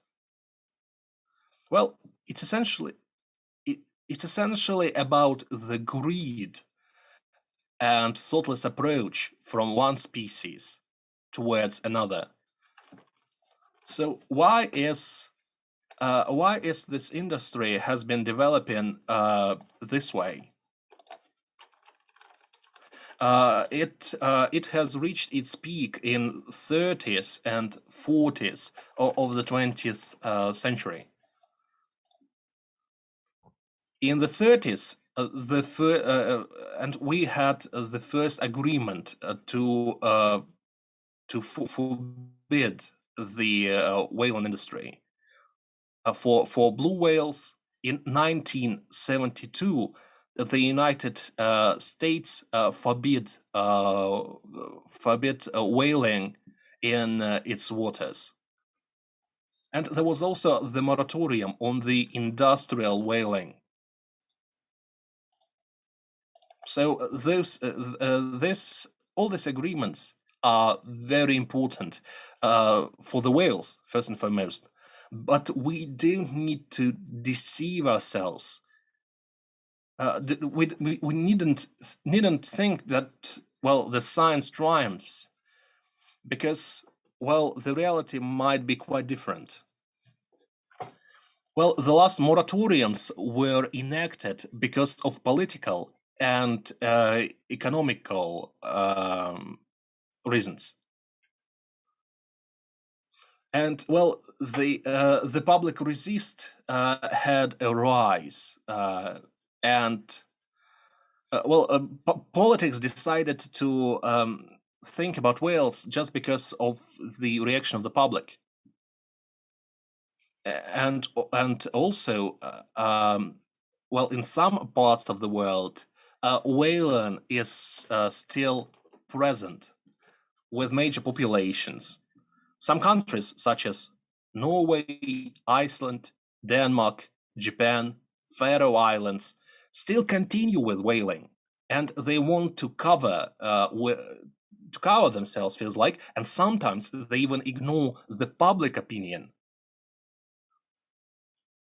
Well, and 2 years ago, the situation also changed in Iceland.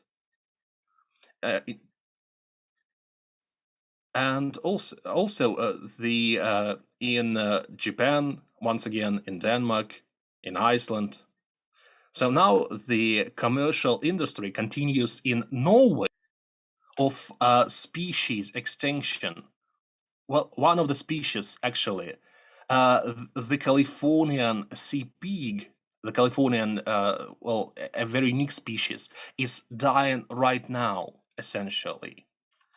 And there are only a number of representatives of the species in the world, and technically we can save it. And the international community does everything, both commercial and non-commercial. Feels like well, they want to appeal to some markets, and usually these markets are considered essentially, well, black markets in various areas, in like such as China. And there is also a problem of poachers, because poachers make everything, use every technology to continue with whaling. Well, luckily, some species still manage to survive, although they are being pursued by humans for quite a long time. Such species as humpback whale and sperm whale still continue to thrive. In the world, there are some local developments, some good developments, such as, well, the population of blue whale in the Pacific area is increasing. Not increasing, but maybe has restored so far. But in the whole world, it's not recovering. So it's a very unique region in this case, the Pacific area. So these methods, well, we don't even know how it worked. Well, this technology of a restoration of the population, maybe we should have a more thorough research. Now we think that the moratorium on commercial whaling gives its fruits. However, our interaction with whales should get out of the borders of hunting, of pursuing them. In-sea and inland activities made life much more difficult for whales. The first problem is that whales get entangled in fishing nets. The second point is that whales collide with vessels. Also, noise pollution, the third point. The fourth point is plastic pollution. Fifth point is chemical pollution. And, well, this is my own distribution of the points. That's how I see it. I don't have a general analysis as of now. Sadly, nobody has done this kind of research so far. But locally, for different areas, it can be done, because, well, the threats can be different. For example, in the Port River Bay in Australia, Adelaide, one of the main problems is colliding with vessels. In the Black Sea, dolphins die because of two reasons: entanglement and chemical and bacterial pollution. So the immunity gets worse. Well, the animals get infected with pneumonia, and also in some areas, plastic pollution is crucial. So this distribution of points is typical for the coastal lines of northeastern United States. Also, on the Atlantic coast of Spain, the most topical issue is pollution. And so essentially, animals have to live in the polluted waters. Polyethylene is consumed by the animals. And the saddest part out of this is that we could have prevented it. So on the global scale, on the international level, it seems like there is no, real development. It is only done by several countries. And I, as a scientist, as an environmental activist, to me it feels like there is a misunderstanding between the economists, the politicians, of the role of the marine animals. But the role is just tremendous. How can we evaluate the role of the whales in terms of economy? Well, estimated data is, even estimated approach is still not possible because we don't know a lot about the marine ecosystems. The puzzle is still being assembled. And although we have a history of 70 years behind us, the 70 years of research in the whales, it's still not as much as one might think. And we have 9 mechanisms of working with marine ecosystems. The first one, and the most important, is essentially the lifting of substances from the bottom of the sea.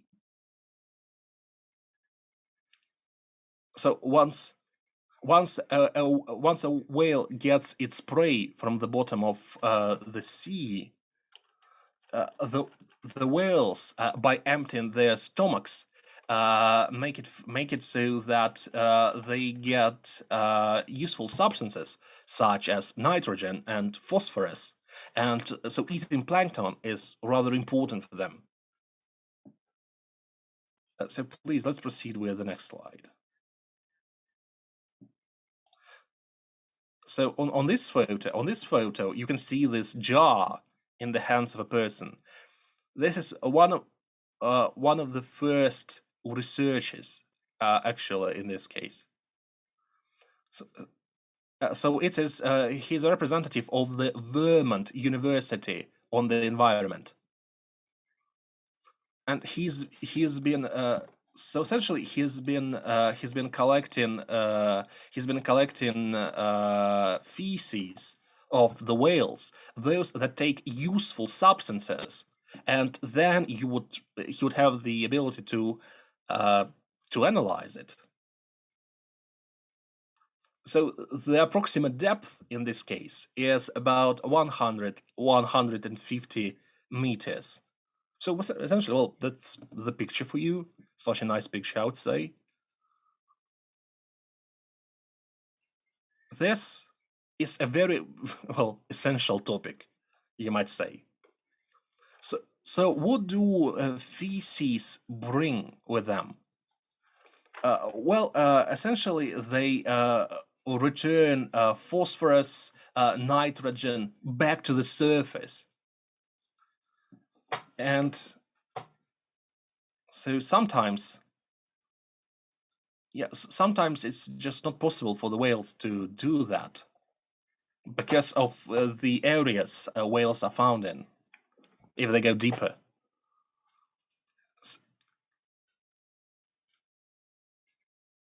So there were we took samples in various regions of the world where whales dwell, and there are no whales. And the difference in the content of nitrogen and phosphorus and other useful substances is tremendously different, like 100 times different. And well, I would say that whales are essentially the buffaloes of the sea. They're very useful. In the ocean, when you kill a whale, you essentially deprive the ocean of soil because of this cycle of useful substances. In various, well, in some of the areas, this whale products are essentially important.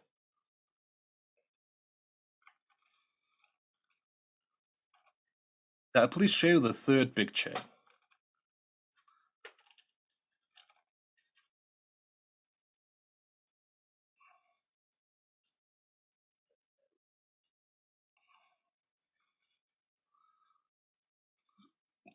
So this picture shows that there are biological substances in the sea.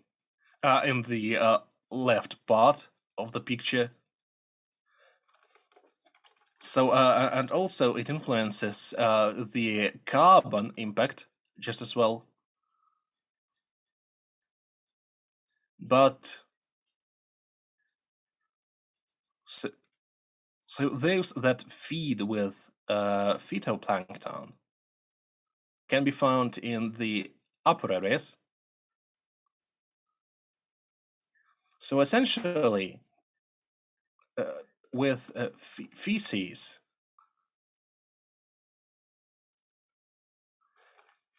so the carbon goes down to the bottom of the sea. And the way whales act is shown in the right picture of it. There is the so-called whale pump. That's how I call this mechanism. And also in distant areas of the world ocean, the function of whale is of a different kind. So essentially, whales fertilize some water areas where water circulation is quite bad. So sperm whales get their prey from the depth of a few kilometers, essentially, like 2-4 kilometers. Their prey is typically deep sea squids. So those squids that are not consumed by humans usually.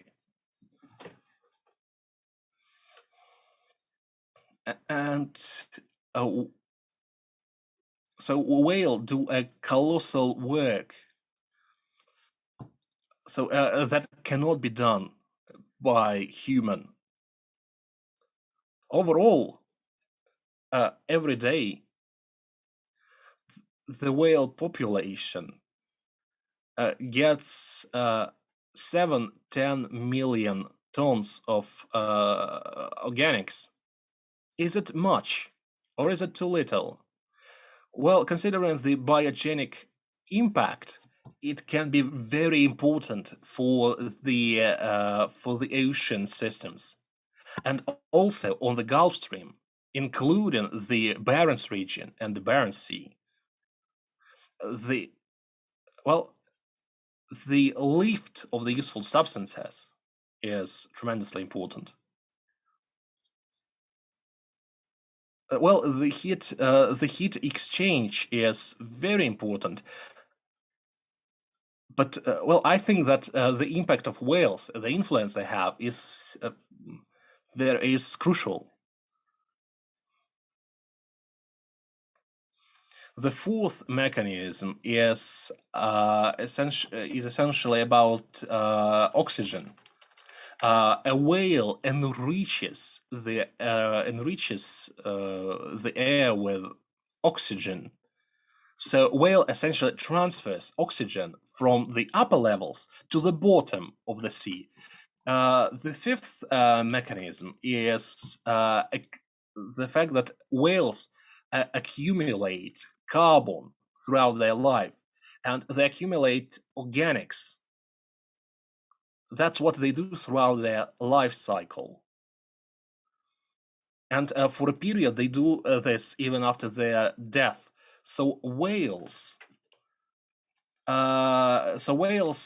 deprive carbon dioxide, so they delete it practically.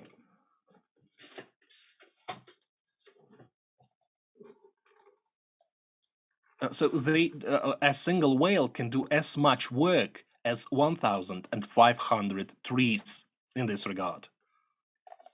The sixth mechanism is the feeding of the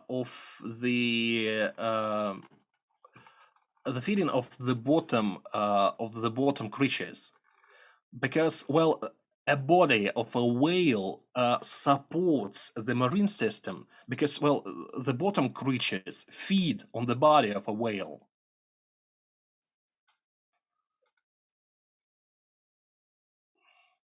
Well, as a result, plankton becomes more productive and their life cycle improves. So you can see the influence, actually. The eighth mechanism is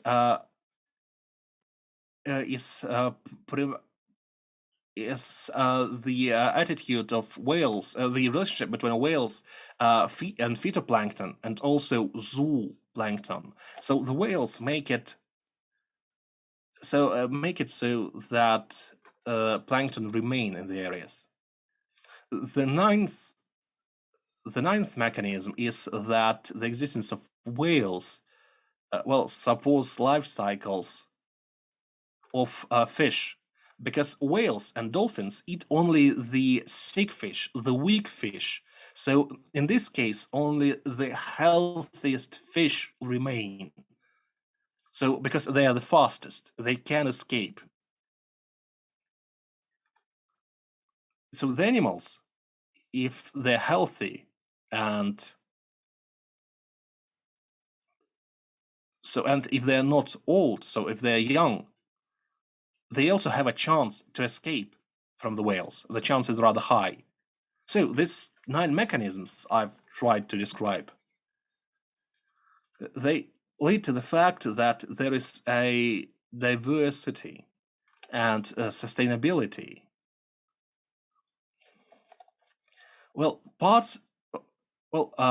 part of these mechanisms are well developed and researched. The first, the fifth, and the sixth. I have already told you much about the first mechanism, quite a lot.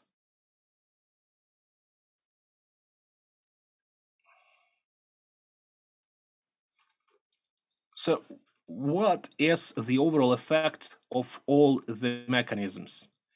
Probably it's no point in trying to evaluate their impact, but it is obvious that by exterminating whales, we doomed other sea creatures, essentially to live in poverty, I would say, and our grandfathers, our great-grandfathers, mothers, that's how they saw the Barents Sea devastated. So our Russian, Soviet, and then Russian again fishing industry dealt with such a poor sea. And essentially, the numbers we get right now are actually the reflection of poverty, I would say, of destitution, because there was a devastation, a purposeful devastation of white whales, of blue whales, of other species such as striped whales, minke whales. So some of the coastal lines were deprived of whales, of walruses. The situation was similar in the Norwegian Sea. We have just started researching the sea, and it was already rather poor.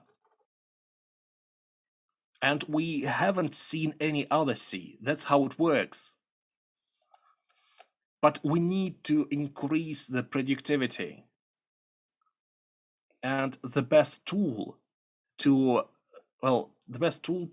renovate, to renew the areas is whales. This is a natural tool, a tool that has been refined by the nature for many years, a mechanism that is connected with other life, with other creatures of the bottom of the sea, and it is closely connected to humankind. And by spending modest amounts of money, we can increase the productivity of biosystems. And that's what fishers need to understand, the politicians, the geologists. We don't need to expand the resources of the ocean, but to renew them. And we need to help, we all need to help science. And the science needs to help with the facts. But also the public is very important in this case. Thanks to boats, cameras, sea equipment, a lot of people can continue with researching the whales, and volunteers fund a lot of expeditions and some research centers even. But also the public is very important because it shares information about the approach to the whales, about the humane approach to them. And that's why news are so important, why they circulate. And everyone is interested in it, it feels like. And I think the public does a great job. First, we need to, the people who continue with whaling, with killing whales, need to think about the consequences. Let's not talk, we can get away from moral, right? But it's just about the fact that preventing whales can increase the biodiversity, can help ecosystems, marine ecosystems. Isn't that important in practical terms? And so whale watching is important. People want to see the whales. People want to touch whales. And the whale watching industry is being actively developed now on many coasts and islands. It changes in Mexico, in Philippines, Tonga Islands. So all over the world, it is one of the main drivers for coastal tourism. As a result, the revenue of this industry is rather high. It's about $2, maybe $4 billion. So like excursions included. But in reality, the main tourist attraction is whales, right? And it influences economy. So abundant villages become prosperous towns. From deep backwater places, they become thriving towns. So tourists that come for whale watching, they think about nature. These are tourists that are fond of environmental tourism. And local inhabitants develop with those tourists because they invest in natural protection. It feels like it's the prototype for what we will see in the future, and it happens all over the globe. This makes me sure that we can restore whales, we can renew their population and increase the former productivity of our seas. It is topical. It is topical for the Arctic and also the region of the Barents Sea. and probably partially for the Охотский Sea. Yeah, it's very important there in this region. So it's very important for the development of the Arctic. So thank you very much. That's it. I'm ready to answer your questions.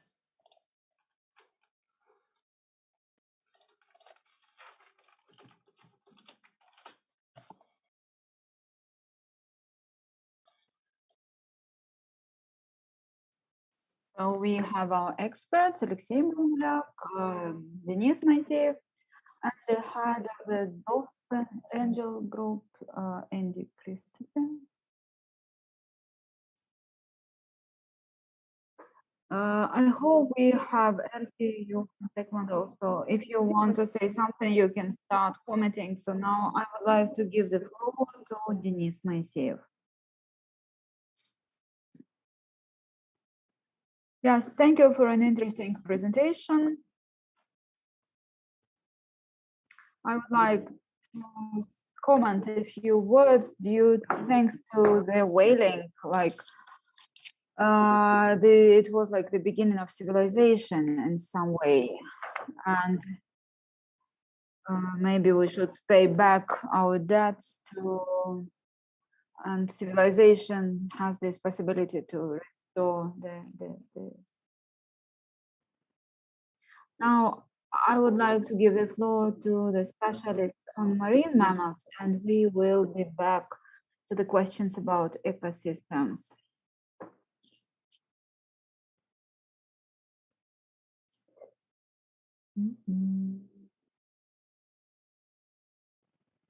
Yes, we have some questions.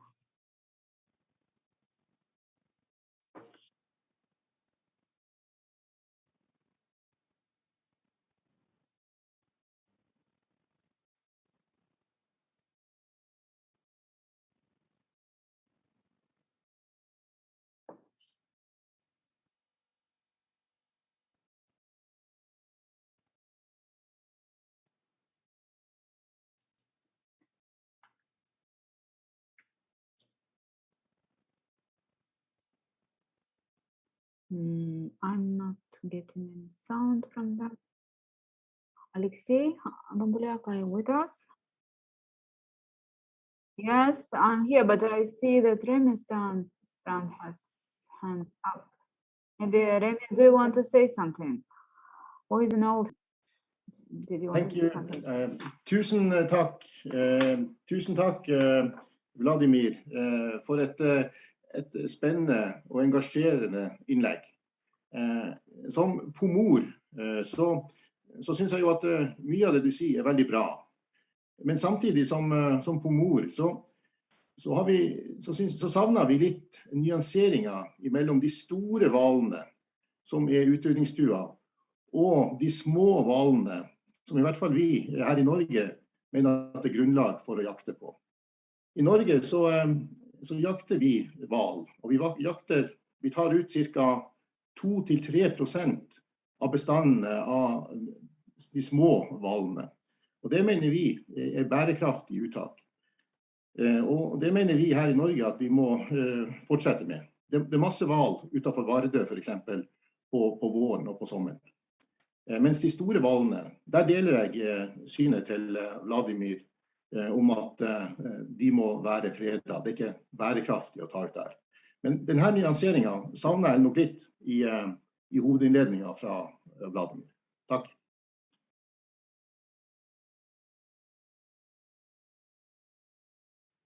Yes, thank you. Do we have our next speaker, Andy Christopher? Okay, who wants to say something about the environment and protection of the whales?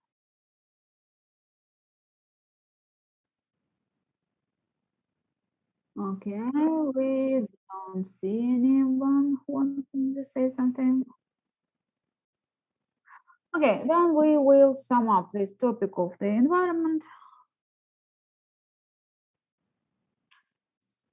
Yes, Denise, please. Yes, first of all, I would like to mention that this year in Russia, we are having the Year of Science and Technologies, and that's why the attention to the science is very big, and our conference in a way is also about the Year of Science and Technology of the Russian Federation. So, and in continuation of yesterday's topic and the meeting in Tromsø, and in the first part of the meeting, I would like to say something about our common Russian-Norwegian projects that the cooperation is developing very actively. And tomorrow we are having the working group on biodiversity meeting. We have lots of projects on the marine rubbish, the oil spills and pollution. He's breaking up, so I'm not really getting what he's saying. So it's a very broad spectrum of what is going on.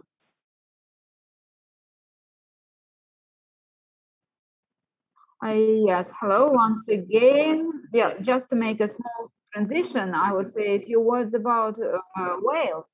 But it's good that Remy Strand commented about what I wanted to hear, because it's not about murdering those beautiful animals. It's more like management of resources and taking care of traditions and the economics, and also the part of environmental protection.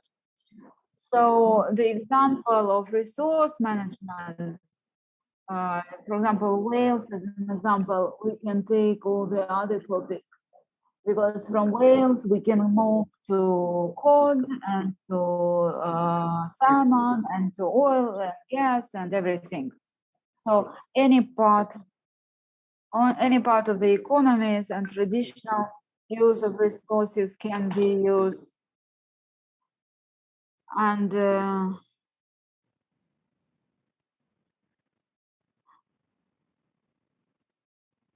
so I can say that there is now a positive industrial influence on the nature, like from humans. So when we say about like human, like all human actions in nature, they are negative by default. They are not good. But in a way, we're also consuming the nature. So then we can be pragmatic, probably, in a way. And when we speak about management, we are looking at all pros and contrasts and trying to find this sustainable development part. That means, like, in both senses, there is sustainable and it's still development. And not, sitting somewhere and not doing anything. Like it was mentioned at the beginning of the conference, where the Arctic should become a museum just because the rest of the world wants it, or there are actually people living here who want to live and who want to feel alive and well and be fed, and happy with life and have all the possibilities. For example, during the pandemic, at least that we could contact each other, like, and not send, letters in traditional way by post and so on. So this is our position, like general position in our cooperation, that it's important to discuss those issues here, and it's good that we are having those possibilities for dialogue. And no matter where the political situation is developing, how it's developing, what they're writing, what they're saying, we can write and read between the lines ourselves. But we don't have to stop the scientific research. We need to continue our cooperation, and we need to base our work on what has previously been done and try to get something new. And of course, let's say after 2014, although there has been a few points in our bilateral relations, which some of them put our relations up and some of them put our relations down. So after 2014, we are still having those difficulties in cooperation, and then the pandemic came with its challenges, and there is stop and direct communication and joint work. But in these conditions, we have created the mechanism of cooperation with our partners of Murmansk Biological Institute. With them, we have been cooperating for over 20 years, so we hope we will still be able to continue cooperating, no matter that it's like on different sides of the border. And coming back to the main presentation about the whales and other marine mammals, so one of large projects that we are having in Russian-Norwegian cooperation and Russian-Norwegian agreement on funding of international cooperation is Malinor project. And Malinor is a project about evaluation of marine pollution by marine garbage. And there are some people like researchers from France and Japan involved there. So they are looking into the ways of migration and movement of marine garbage in the seas. But of course, like we are looking at the other seas, but we also have, like we are planning to work with, we are one of the main project partners from the Norwegian side, and we are using the traditional methods to study how the marine litter influences the Barents Sea infrastructures. We are also trying new monitoring methods like distance monitoring using like drones. And we also using satellite pictures. And we are giving those assessments to larger territories, and we are studying how the litter is migrating and how it influences the environment. In addition to the marine litter, we have many years of cooperation in the radio ecology, and together with MBE, we are planning, and I think we will do that. We are planning to publish a book about the results of our like many years of cooperation in radio ecology and the research that we had in Andreevo Gubie, and on the route of transportation of radiative substances from Andreevo to Murmansk. So it's been like both field studies and laboratory studies and so on. So this book will be showing the level of our cooperation, and also will be providing some important data about the condition of the ecosystems and the influence of radionuclides on the ecosystems. So in addition to the fact that radiation is bad, and everything is bad in the Barents Sea, so we try to take a look at it and to give a real like scientific background, so that it will be a scientifically grounded like assessment how bad or how good it is. So we are connected, we are working in other directions also. An interesting direction is working with the tourist companies, with cruise ships operators, who are taking the tourists to Svalbard and to Franz Josef's Land. So we are trying to broaden our spectrum of cooperation. Unfortunately, during the pandemic, the cruises has been cancelled, but in 2019, when our scientists started working there, they achieved a lot of results and created a large interest from tour operators on these programs and cleaning the Arctic shore. I think Denise will add something about it, and we are working on this Russian-Norwegian Joint Commission on the Environmental Protection. And you spoke about the biodiversity and so on. So there are lots of questions there.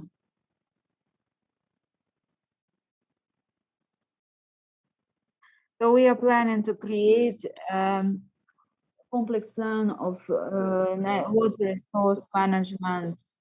And for the Norwegian part of the Barents Sea, this plan exists. It's integrated in the seas management plans of other seas. In Russia, there has been few initiatives, but it has not been like implemented yet. And it talks about this joint principles of resource management in the Barents Sea. So I hope that everything will start again after the pandemic, and this conference is good that it allows us to do it. And I hope that this position that we will reach it to this points like it was mentioned yesterday. And at the Barents Council yesterday, when they not only talked about the safety in the military and security in the military plan, but also about the environmental safety and research cooperation, scientific cooperation is the background for continuation of dialogue and peace to end up on this, high note. Yes, thank you, Alexei. Can I just say something, Alexei? That I'm going to say something. Well, I guess I will add something about the Russian region group. They are having a lot of activities where they are, and the projects Ocean 1, Ocean 2 projects, and Ocean 5 is the marine litter. So in 1.5 years, together with Norwegian colleagues, we managed to do a joint report about the marine litter in the Barents Sea.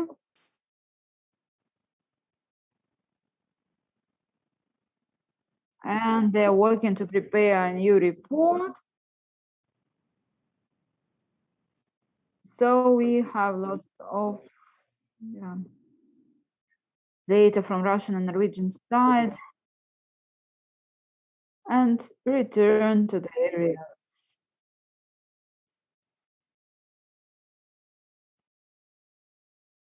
From the gas sector is not so developed yet, but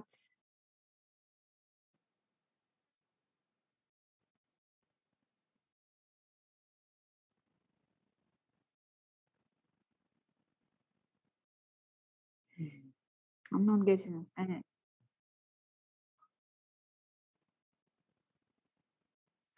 So we have some plans for the coming years.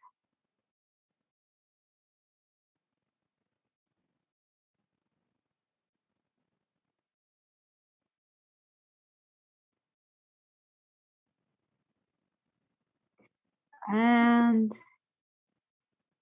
there are plans for future work and maintaining and keeping the environment of our region. Yes, thank you so much. Would you like to add? Yes, I would like to add something.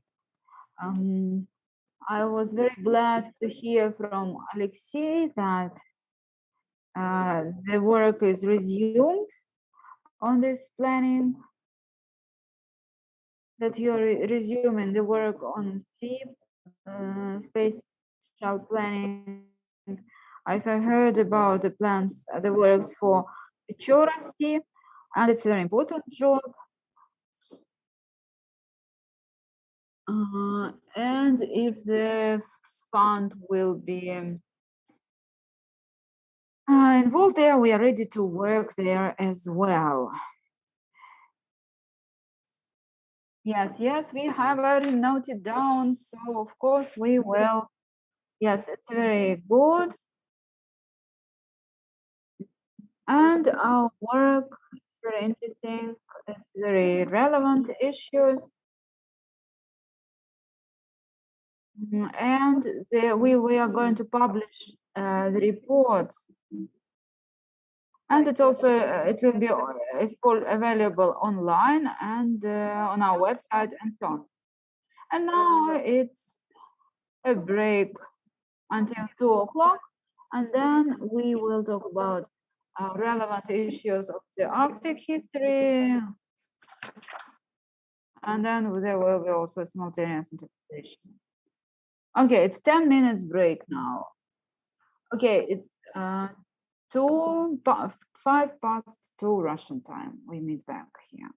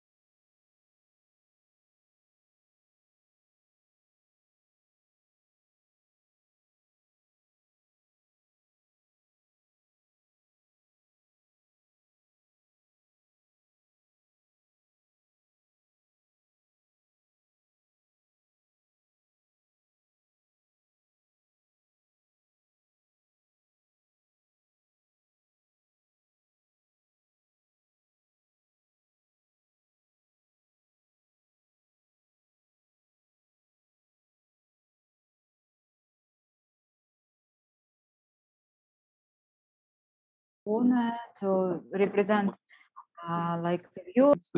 И потом еще и посмотрим.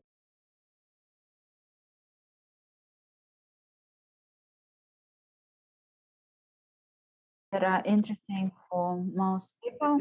So topic number 1, the role of the indigenous peoples in the far north in the history of the Arctic.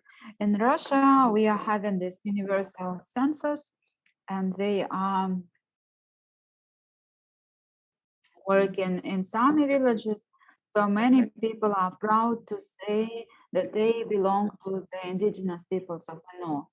And it's a good thing to talk about the history of those people, about their relations with the Russian state and other countries of the Barents region. So about relevant issues of the Sami people, so we have the Federal Research Center of the so we have a specialist on PR, the candidate of historical sciences, Olga Badrova. So Olga, please, the floor is yours. Yes, I'm glad to see the conference participants, both in this room and online. So before we go over the main Sami research by our Center of Humanitarian Problems of the Barents region, I would like to say a few words about the main topics and issues related to the indigenous peoples of the North Siberian Far East, as it is officially called, about the culture, about the indigenous peoples of the Arctic. We can talk a long time. They have an amazing world. They have amazing views of the world and culture, and their harmonic attitude with nature. But we can't do that, talk very long time. So I will stop at the most important issues and directions about their culture of the indigenous peoples, but I will mention the most important points here.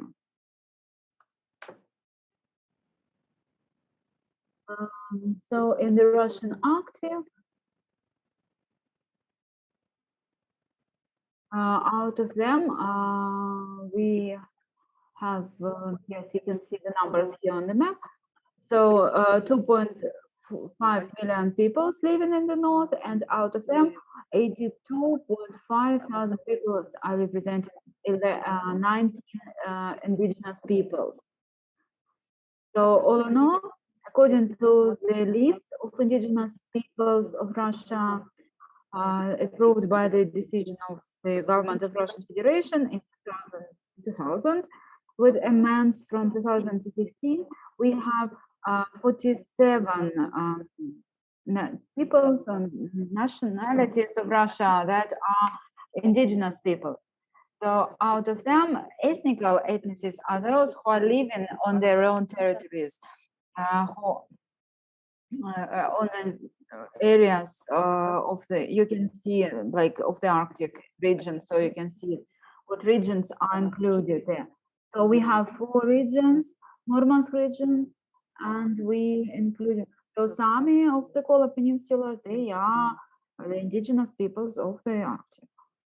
So humanitarian, and also here on this slide, you can see, here you can see there are 18 or 19 nationalities of the indigenous peoples of the North. It's also from this report.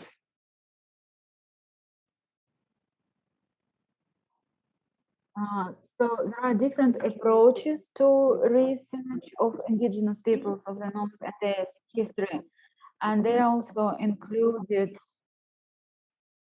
in the. So if we look at the report adopted, so the indigenous peoples of the Arctic, they are considered as first wave colonizers, and they have been in the Arctic for thousands of years. In the international legislation, they are called as indigenous people. In Russian science, they are called indigenous small numbered people. No. Oi.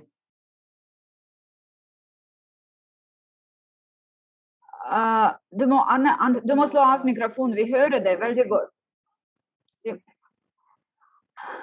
Slå av mikrofonen, vær så snill. So indigenous peoples of the north, so they have their place in the Russian science history. So the specifics of the indigenous peoples of the Arctic, they've been here for thousands of years. They have created an Arctic civilizations with their specific traits and characteristics and life support systems and so on. So there is a serious methodological and philosophical issue. Is it the right way to look at the Arctic indigenous peoples as when we study the history of Russia or the history of Northern Europe? Since they have been here like for thousands of years before, they've been here for thousands of years before. So maybe we are a part of their history, not they are a part of our history. So we are looking, they still have a nomadic or semi-nomadic way of life, doing their traditional activities like fisheries, hunting, reindeer herding, gathering, and so on. So they are around 20,000 people. A fourth part of the indigenous population, they are nomadic, but the greater part of the population, they have now settled and they live in villages and towns. And in the legislation, there are two different concepts, like indigenous peoples and indigenous small numbered people.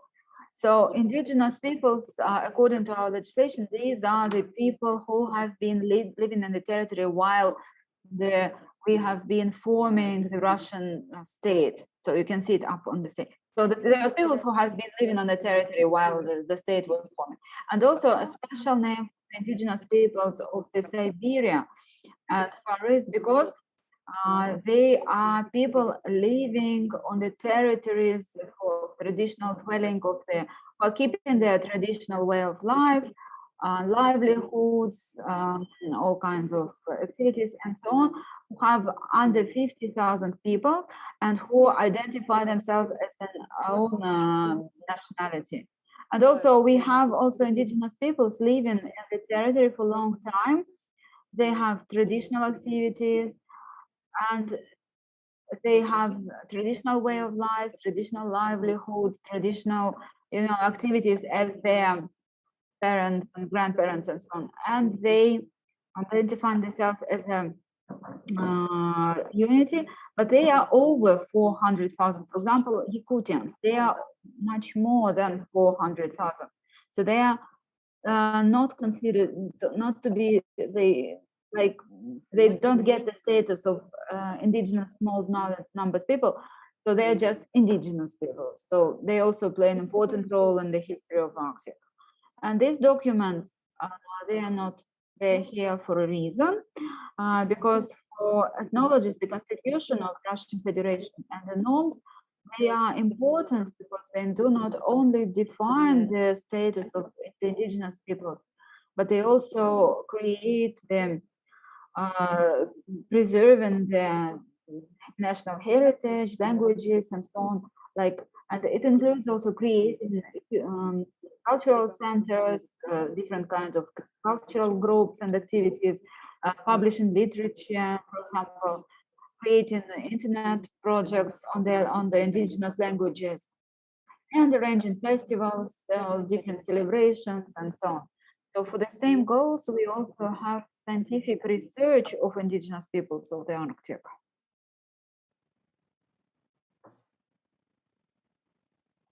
Now I would like to move to the Sami of the Kola Peninsula. As we know, Sami live in the 4 countries, not only Russia, but also Norway, Finland, and Sweden. And all these territories here, they are, it was called Lapland, and it did not have it's very interesting, from the historical point of view, that they didn't have the borders. So we are, we say in Lapland, we understand about what area we speak.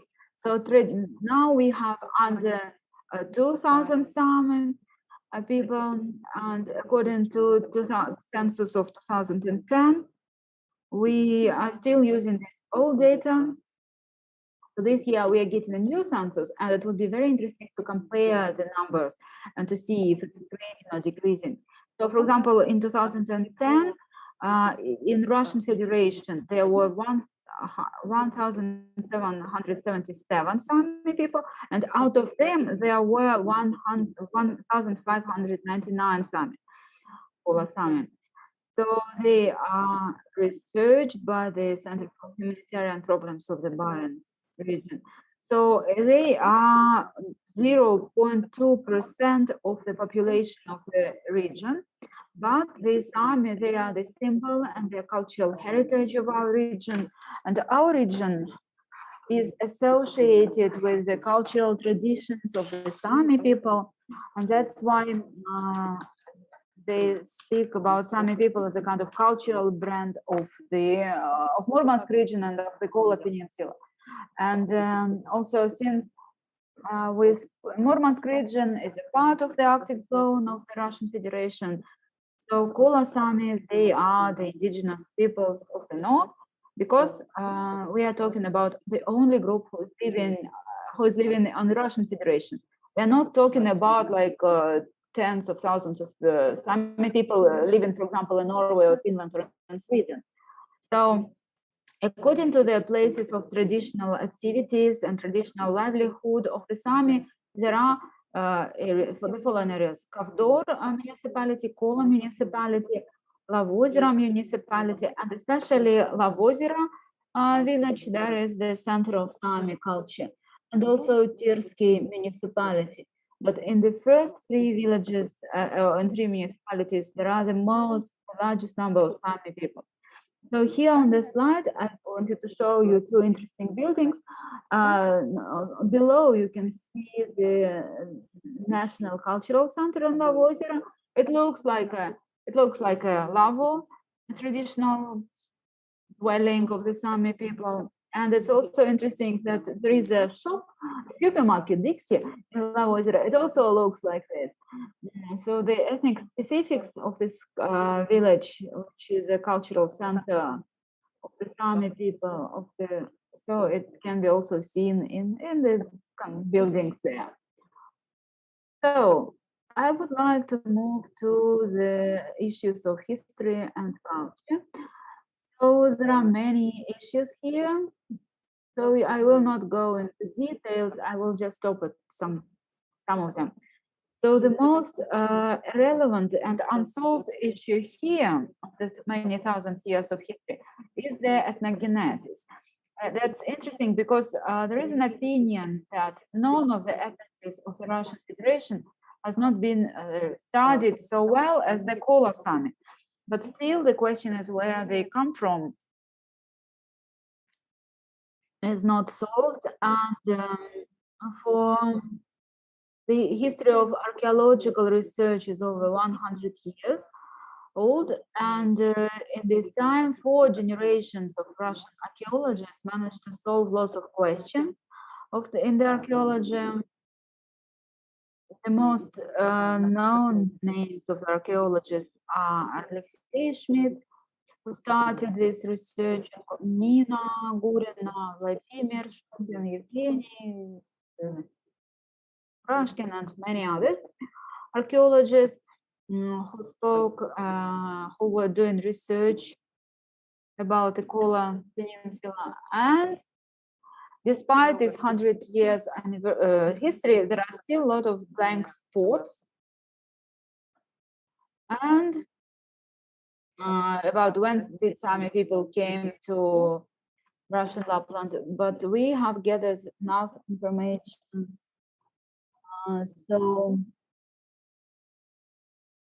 So there has been lots of, so the age of Sami ethnos has been much younger. So now we say that they come from the Iron Age, quite late. Actually, compared to the period that was mentioned as the epoch of genesis of the Sami people. So the Iron Age in North Europe starts from around 1000 century, 1000 years, like of yes, around this AD. So the Proto-Sami, they lived here where they lived approximately. I've taken this map. So this entire territory is approximately the territory of the ancestors to Sami people. This is the northern regions of Scandinavia, Kola Peninsula, Finland, Karelia, and Ladoga Lake and Onega Lake. In the east, the Sami territories, there was Sami in northern Dvina, in Onega Lake, near Onega Lake. So there are many discussions about the question, who is Proto-Sami? So before we looked at them, that they were like the migrating from Urals, and the ethnic diversity was explained by assimilation of local, like European people and these Finno-Ugric people. But for some, there are also a new hypothesis that saying that Sami ethnos appeared as a result of genetical mix-up of old Northern European population with Finno-Ugric people, like Mongoloids, who came from and contacted with the local population.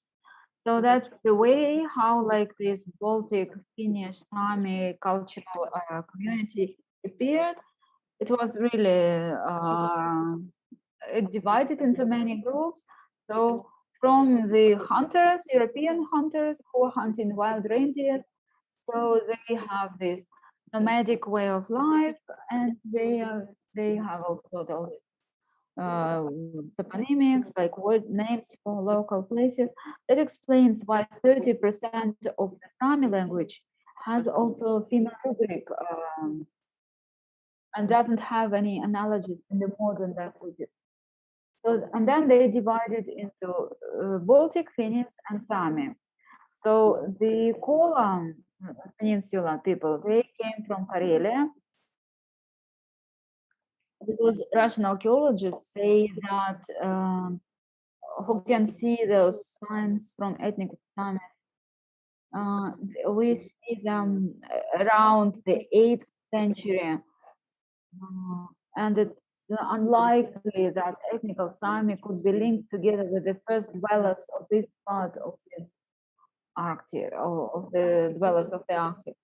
So most Sami cultural events, they are of around the 1st century. So I can also say that humanitarian studies of the Sami people here, we are also going to include archaeological research, and we are going to research the Middle Ages in the Kola Sami history. As it was said in the beginning, you can also see some pictures here. The story of the Kola station started when it was funded in 1930s. So it was exactly built at the place there was the Sami level. So that is why we are talking about the culture of Sami people. So in his diary,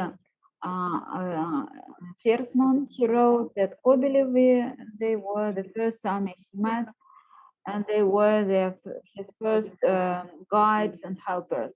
And he also mentions other Samis from Ekatroki village, and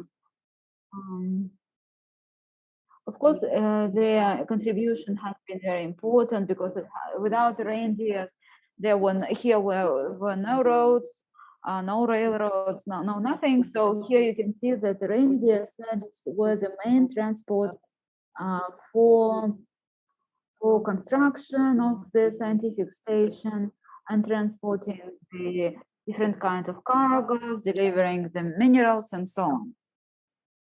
So the role of the Sami people in the history of development of Kola Peninsula, it has been really valued by Ersman. In 1941, he said that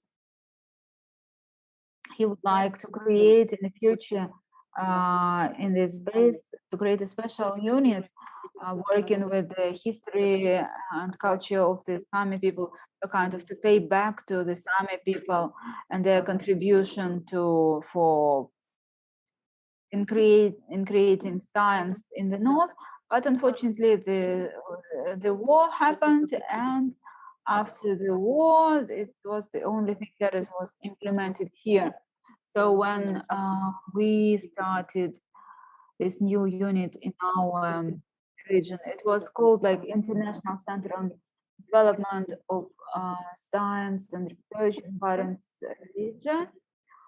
It also included a museum of exploration of the north. And there were these ethnological studies. And in 2004, according to the restructurization program, there were some, it was reformed into Center for Humanitarian Problems in Barents region. And they started doing research of urbanized population of the Murmansk region. And they talking about the Sami research. So here we can see the main directions here on the slide. And some of them, they are complex research, some of them are micro research, and for the Sami people. But the most, like we don't have so many researchers working here. So these topics for us, they are very important and interesting. Okay, just to save some time, I will not go into details here. So these are social economic position of the Sami during the transformation period after Perestroika.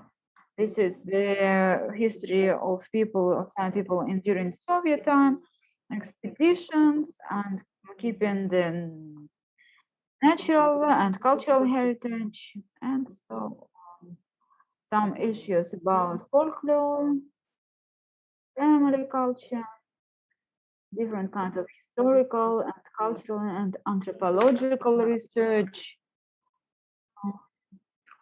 and some things about town and village populations of the north, different kinds of religious issues in the north, and creating like church schools, and creating this economical anthropology. And we also have a special direction like publication of books by Sami writers. So here you can see the books that has been published. And of course the publications by our centers. They are not limited here. We have approximately 100 publications, but most of them, they are scientific ones.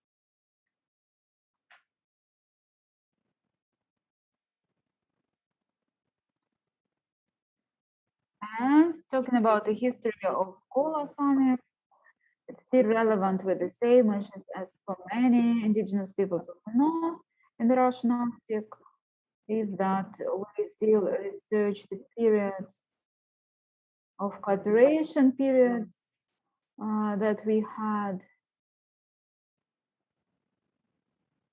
cooperation between the Aboriginal population and the authorities of the Russian Empire. And then there are some questions of involvement of indigenous peoples in Russian taxation system, and also Christianization periods. And they also study the Soviet period when there was some forced collectivization forms and forced dwelling forms that led to destroying traditional ways of life. for the indigenous peoples, including. So in the Soviet time, they destroyed the grounds for family. Well, because women started living in villages, they got new professions, children, they were sent to boarding schools. So also it was negative, that policy of merging together villages and building hydropower stations and water dams when local people were moved, forcibly moved to Lavozera. So there was this monography, this book that wrote about the Sami people. So Kildin Sami, Voronina Sanskami, and Vardina Sami, they were moved from the traditional places to Lavozera. And in the end of 90s, beginning of 2000, together with Norwegian colleagues, we have a large historic archaeological research about Skolsami. That is like the northwestern part of Sami, Sami, who traditionally lived at the borders between Finland and of Norway and Russia. So I will not go into details here. I will just say that after the result of this project, they wrote 65 like cultural memory units that were put on the map. They did some archaeological diggings in Norway, and they collected lots of ethnographic material and data, and it all has been reflected in our history. Talking about the social and cultural research. So we are researching the social and economical transformations of the 90s, also for the indigenous peoples, like the employment of the Sami people on the high level of unemployment there, and the sphere of economic interests of the indigenous peoples. They keep their traditional roles. So they're doing reindeer herding, that they are working with traditional practices. So they have transformed and became like family units. So we started also some kind of illegal economical activities like black tourism and poaching, selling reindeer meat and fish without any license. So now when it has like been normalized more or less, the best form of implementing the economical interest, these are the system of family units. So we have 42 like family organizations and 7 organizations and 1 non-commercial fund.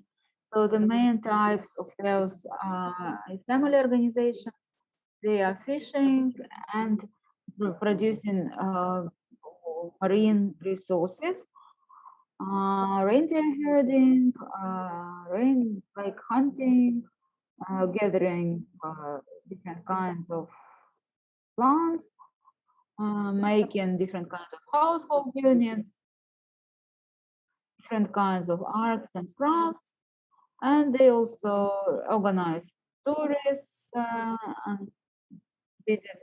So tourism is a new kind of traditional way of life for our indigenous people. So they're developing tourism, producing souvenirs, and so on. And it's a good opportunity to involve the indigenous people in modern activities and to present their ethnocultural tradition. As a good example, here on the slide, you can see some pictures showing the activities of the territorial family unit Sami Coast. Elena Yakovleva, former president of the Association of Komis of Sami family. So you can see she's like having tourists, so showing some of the yes, arts and crafts, traditional and so on. So up top you can also see some of the some of the family organizations of Sami, and they received funding from the government of Murman region, subsidies. There are 19 family organizations. So as to traditional activities by the Kula Sami, it's quite stable and quite well. So the demographic situation is good and stable.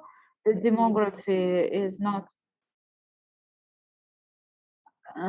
the most relevant issue for the Sami people. So,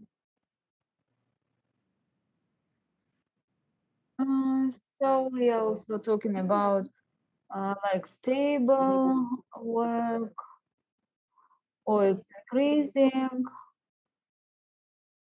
So there are no like dramatic changes among the Arctic peoples of Russia. Like, doesn't seem, it's unlikely that there will be.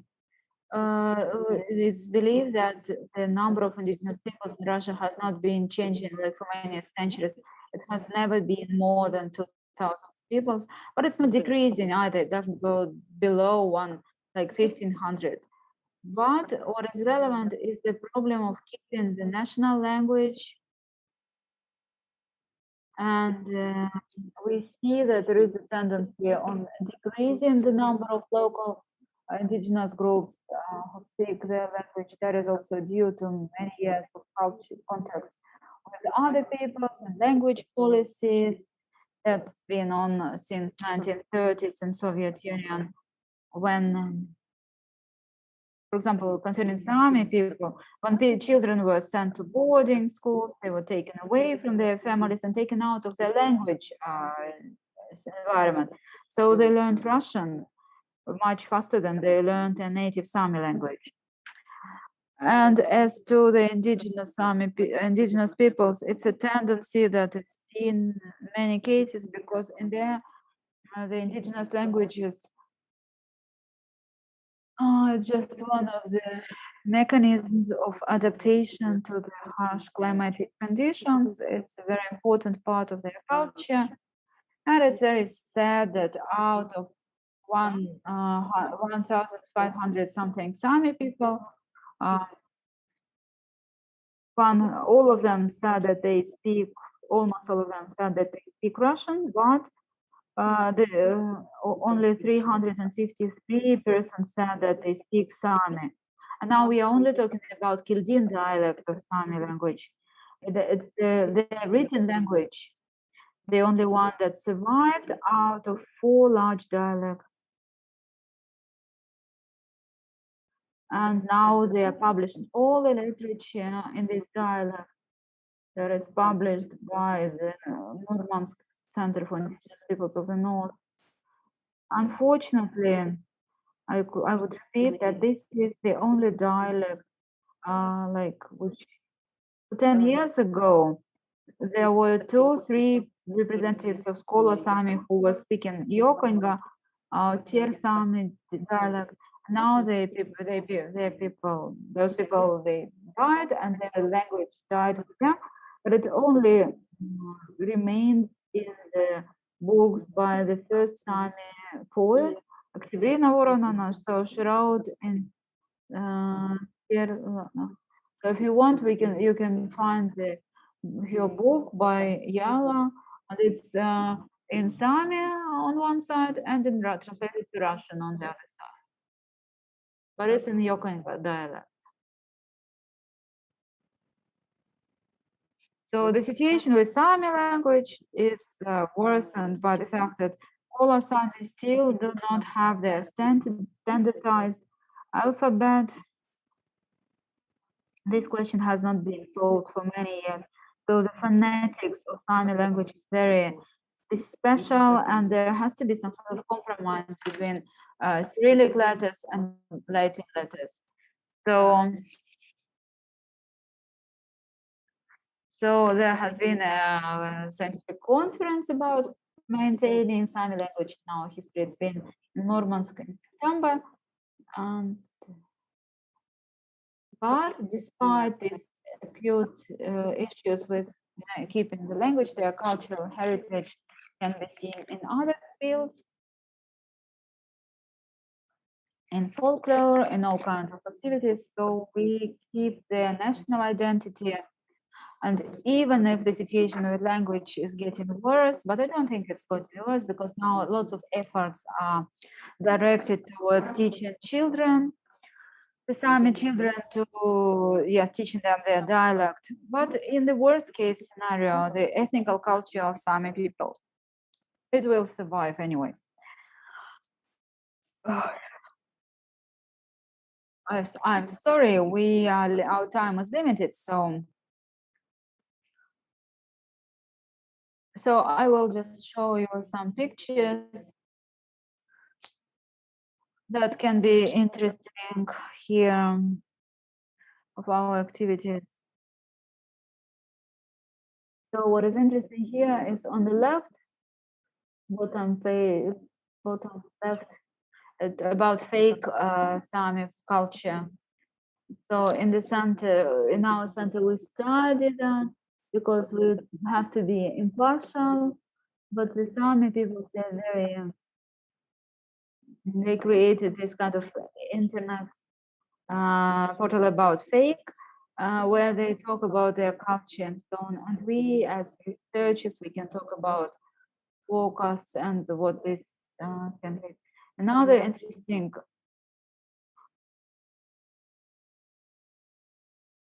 it's a kind of mixture of modern youthful culture elements. For example, here you can see some monuments, some things built at Eka. It's a kind of crossing between different types of culture. We are also working with theoretical problems and applied problems of Sami folklore. So we have this localization of Sami history. So after this folklore history, we try to find whether they link to geographical objects. Why it's important? Because it can be used in all kinds of activities and it can be quite relevant for tourism. And we are continuing the research of material culture. So you can see our researcher, Aleta Suleimanova, with the Samanoid Native. So we are also doing some research with the museums. And the museum has like permanent exhibition with the culture of Sami people. There's a book Laponia by Swedish professor Jan Schepper. And we don't give it to anyone. And also we have different kinds of exhibitions and different kinds of Sami arts and crafts and activities. So in 2012, they had this exhibition of arts, and probably it's impossible to recreate for the second time. Also, we are having some practical and other types of activities. And we have this seminar, and it was about the International Sami Day, the 6th of February, and also the books and publications. So here you can see the director of the museum, and Nina Afanasieva, she is a known Sami cultural activist. And the last thing I would like to say is, of course, not our center is involved in Sami research. There is Center for Medical and Biological Problems. There is also looking at the aspects of Sami life and other economical problems, industrial ecology, and so on. So if we would invite our specialists here, they could also say something interesting as well. Thank you for your attention. Thank you. Yes, so on behalf of all people present here online, I would like to thank you for a very interesting presentation. Just a short question here. So we are going to publish in the end of this year. So is this interesting for the community for understanding the role of indigenous people? No, just in brief, if you can. No, it's very interesting. It's very interesting. And the demography speaks for itself. Because language is very important for the ethnicity, and it's a pity that they don't mention any dialects. For example, that for some people that would be interesting what dialects they use, but for forecasting, it's very interesting. The census results, it's interesting to take a look at them. Yes, thank you so much. Do we have any questions here in the room? Okay, and then we go to the next topic of our conference. It's been 80 years since the arrival of the first Allied convoy Dervish to Russia. Next year, we are going to celebrate 80 years anniversary of this fact of its arriving to Murmansk. This Allied cooperation has been very important for winning over the Nazi Germany. We remember that over 3,000 Allied seamen were killed, and the people working at Murmansk port were unloading the cargoes under enemy fire. So, but there are lots of unknown facts. For example, one of them is the participation of Norwegian seamen in the Arctic convoys in the British fleet. So we have the historian who will tell us about little known information about active participation of civil seamen of the Norway. We have the representative of Partisan Museum in Norway, Steinar Borg-Jensen. Can you hear us? Yes, I can hear. Jeg kommer til å snakke norsk, og håper at det forståelig for dere. Jeg skal først snakke om de arktiske konvoiene, og så om norske krigsseilere. Etter at det tyske felttoget I Norge var avsluttet I juni 1940, ble den strategiske situasjonen drastisk endret I Tysklands favør. Krigsmarine overførte I 1941 til 1942 flere store overflatefartøyer til Norge. Og tyskerne opprettet en rekke fly og marinebaser på norskekysten. Tyske ubåter og overflatefartøy fikk dermed kortere seilingstid til viktige allierte konvoiruter, blant annet den sterkt trafikkerte konvoiruten mellom USA og Storbritannia. Tyskerne kunne også nytte de nærliggende basene på kysten av Nord-Norge til ødeleggende angrep på de arktiske konvoiene. Tysklands angrep på Sovjetunionen 22. juni 1941 var foranledningen til organisering av de allierte konvoiene I Nordvest-Sovjet. Adolf Hitler hadde tidlig om morgenen satt I gang tidenes største militære offensiv, Operation Barbarossa. Den tyske okkupasjonen av Norge og angrepet på Sovjetunionen innebar at den eneste aktuelle transportveien fra Storbritannia til Sovjetunionen var den nordlige konvoiruten over Norskehavet og Barentshavet til Nordvest-Sovjet. Klimatiske og geografiske forhold la alvorlige begrensninger på bruk og utnyttelse av denne ruten. Drivisen kunne tvinge konvoiene nærmere mot den nordnorske kystlinjen og eksponere handelsskip og eskorte for angrep fra fly og skip fra tyske baser. Vinterstid ville mannskapene møte uvær og ekstrem kulde. I vår- og sommermånedene ville det døgnlange dagslys lettere eksponere konvoiene for fienden. En rekke norske handelsskip kom etter hvert med i konvoifarten på Nordvest-Sovjet, men tyngden av den norske handelsflåten seilte i Atlanterhavskonvoiene. Også i den arktiske konvoifarten hadde flere norske tankskip en nøkkelrolle. Motortankeren Noreg av Haugesund seilte en rekke ganger som bunkringsskip med Murmansk-konvoiene og forsynte de allierte eskortefartøy med drivstoff.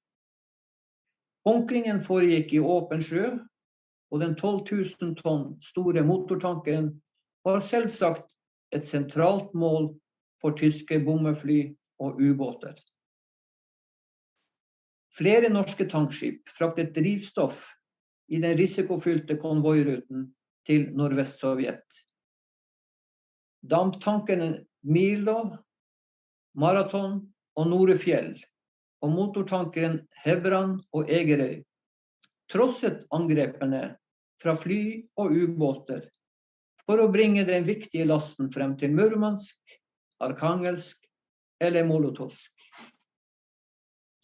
Damptankeren Norefjell ble i februar 1945 torpedert i Kvitsjøen, og 2 av besetningene omkom. Norske marinefartøy kom tidlig med i eskorten av konvoier til Nordvest-Sovjet. Torpedojageren St. Albans og ubåten Uredd deltok i eskorten av en stor alliert konvoi til Murmansk i april 1941. Senere eskorte jagerne Stord 9 arktiske konvoier og deltok aktivt i den dramatiske sjøslaget ved Nordkapp, som førte til senkingen av den tyske slagkrysseren Scharnhorst. Korvettene Akanthus, Tunsberg Castle og Eglantin, samt minesveiperen Oksøy, Karmøy, Tromøy og Jeløy, deltok i den allierte arktiske konvoieskorten i krigens sluttfase. En norsk skøytekonvoi med opprinnelig 4 fiskefartøy seilte fra Skottland via Shetland i desember 1944 med kurs for Murmansk. De skulle settes inn i fraktingen av helt nødvendige forsyninger til folk i Vest-Finnmark som hadde trosset den tyske evakueringsordren høsten 1944. 3 av skøytene gjennomførte den lange og strabasiøse ferden til Murmansk-området og seilte videre til Kirkenes, som nylig var blitt frigjort av sovjetrussiske tropper. Når det gjaldt norske krigsseilere, innsatsen krigsseilerne gjorde under 2. verdenskrig, vurderes som Norges viktigste bidrag til de allierte seier over den tyske krigsmakten.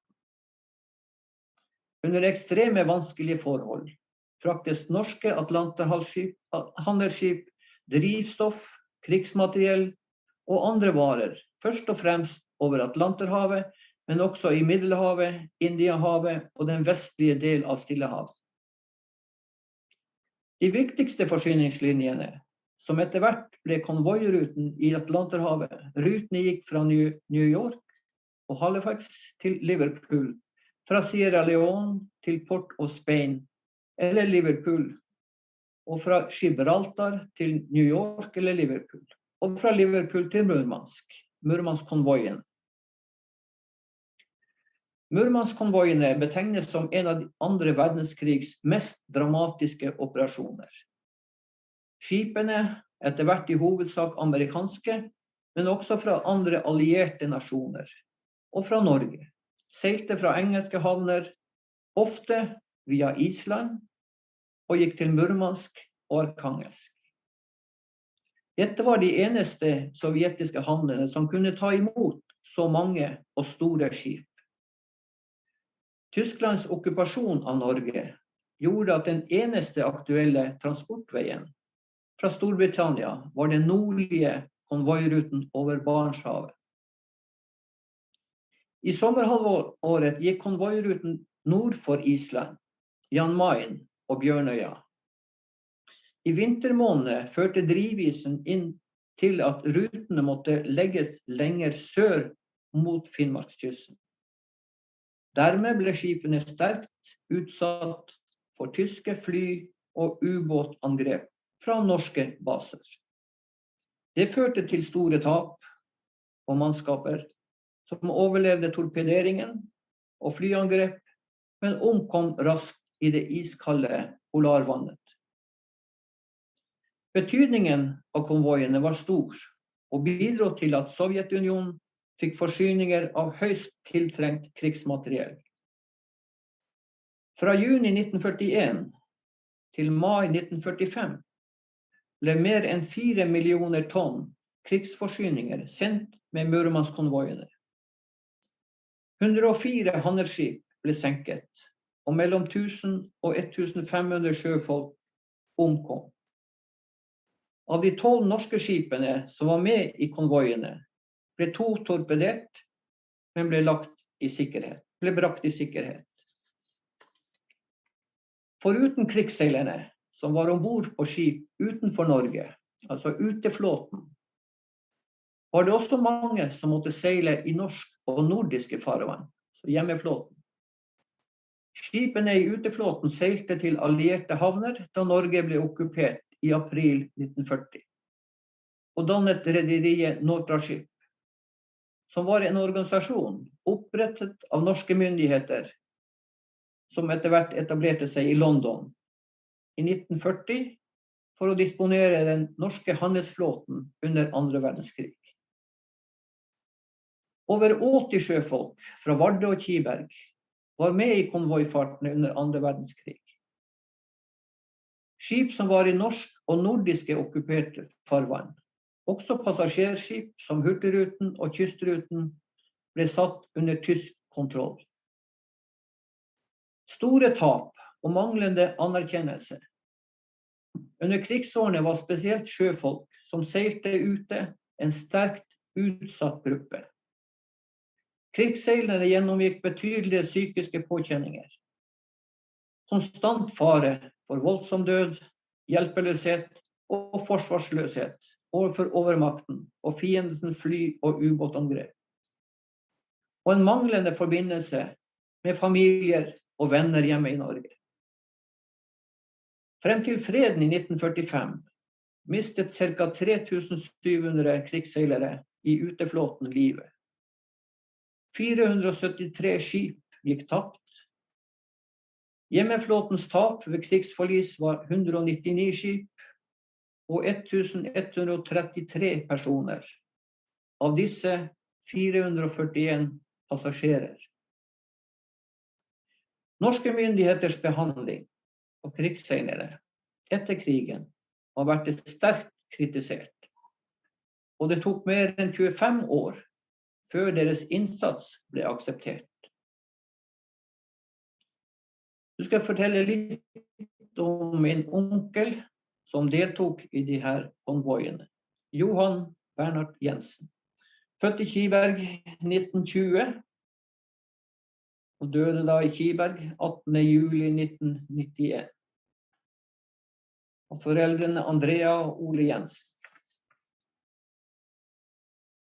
Han reiste tidlig ut, var ca. 20 år da han dro ut og kom direkte i krigstiden og mønstret på.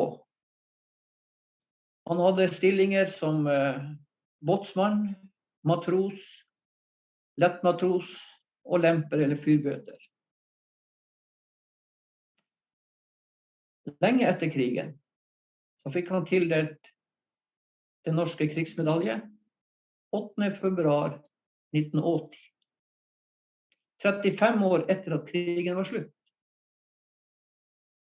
Han fikk også kong Haakons frihetsmedalje 22. april 1988, etter 43 år etter at andre verdenskrig var slutt. Han var krigsseiler på 12 forskjellige skip under andre verdenskrig, og var ombord på 3 av fartøyene som ble torpedert og sank. Under en torpedering av skipet Iddefjord på tur til Murmansk ble båten skadet og slept til Murmansk for reparasjon, og kunne senere seile videre etter lossingen og kom tilbake til Kirkenes etter at tyskerne hadde forlatt Finnmark etter Sovjets offensiv mot Øst-Finnmark. Han var med på Murmansk-konvoiene, men de fleste konvoiene han deltok i var Atlanterhavskonvoiene, men også i Middelhavet, Indiahavet og den vestlige del av Stillehavet. Jo, han fortalte meg flere ganger om sine opplevelser under konvoifarten, og fikk ofte problem med mareritt når han skulle sove. De verste opplevelsene ble da de ble torpedert og lå i sjøen, hvor mange av hans kamerater havnet i brennende oljeflak, og nødskrikene deres, hvor han ikke hadde mulighet til å hjelpe dem. Og i konvoifarten kunne de ikke stoppe og måtte bare fortsette. De håpet da at følgefartøy kunne plukke dem opp, selv om det var lite håp for dem, spesielt i de nordlige konvoiene, hvor temperaturen ofte gjorde at de var lite håp om å overleve hvis noen falt over bord, eller fartøyet deres hadde blitt truffet av bomber eller torpedo. Takk for meg.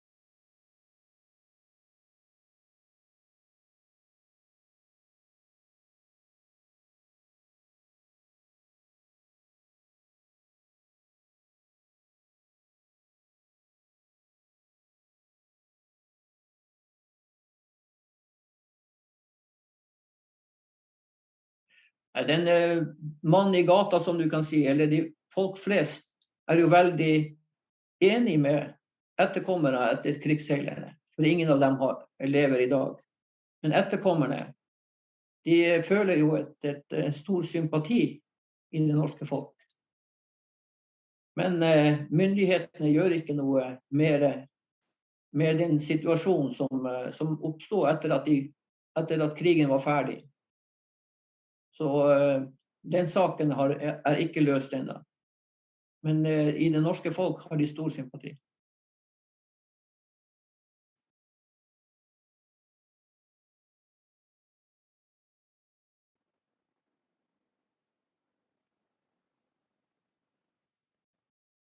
Господин Стейнер Бурх Jensen, еще раз благодарю вас за выступление. Tusen takk en gang til for ditt foredrag på vegne av alle deltakere, på vegne av alle som er med på denne konferansen digitalt. Признание заслуг в годы Великой Отечественной войны, в годы Второй мировой войны. Мы еще вернемся сегодня по ходу конференции. И предлагаю перейти к следующему вопросу.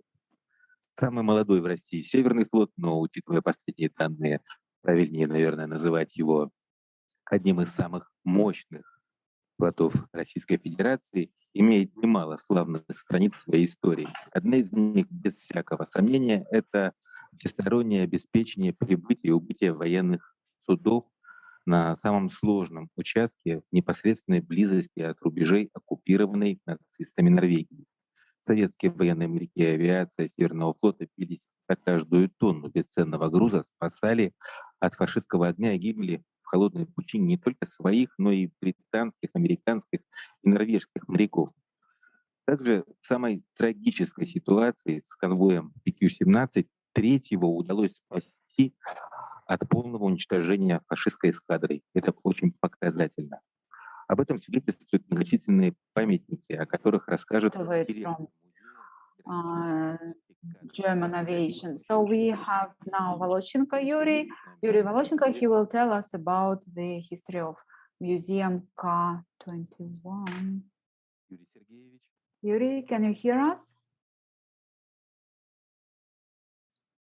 Are you with us?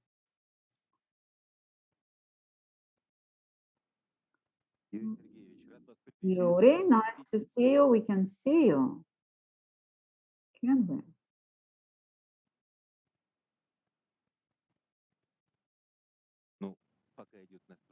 Okay, while we are getting connection, I could add that the heroic 21 submarine is a museum now, and Yuri has been working there for many years. The museum is located in Severomorsk.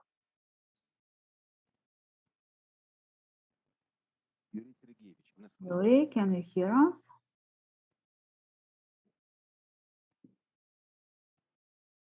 It doesn't seem so. It doesn't look like this.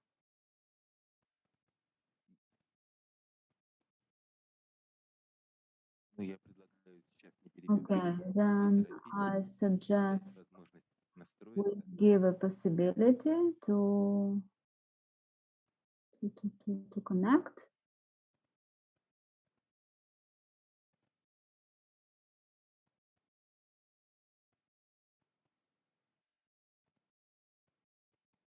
Let's not rush.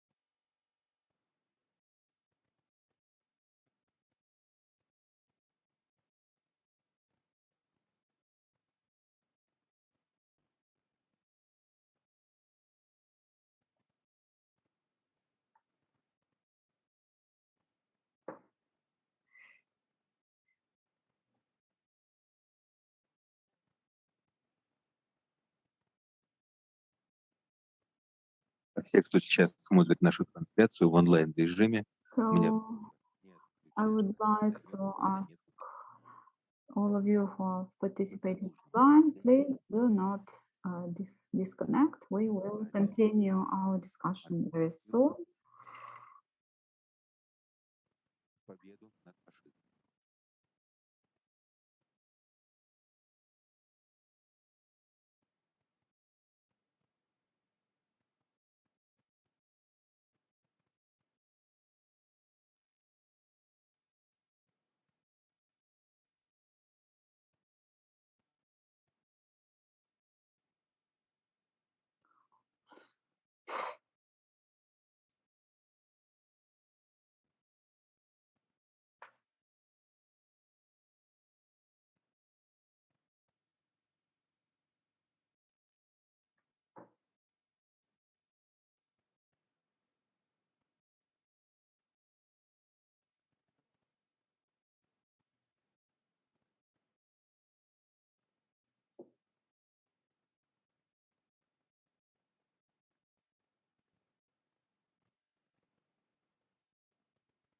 Мы видим, что на связи находится господин Арн. Yes, we see Bjarne Aronsen online. So if you don't mind, maybe you could then make your presentation. Господин Bjarne Aronsen, вы готовы выйти с нами на связь? You ready to join us?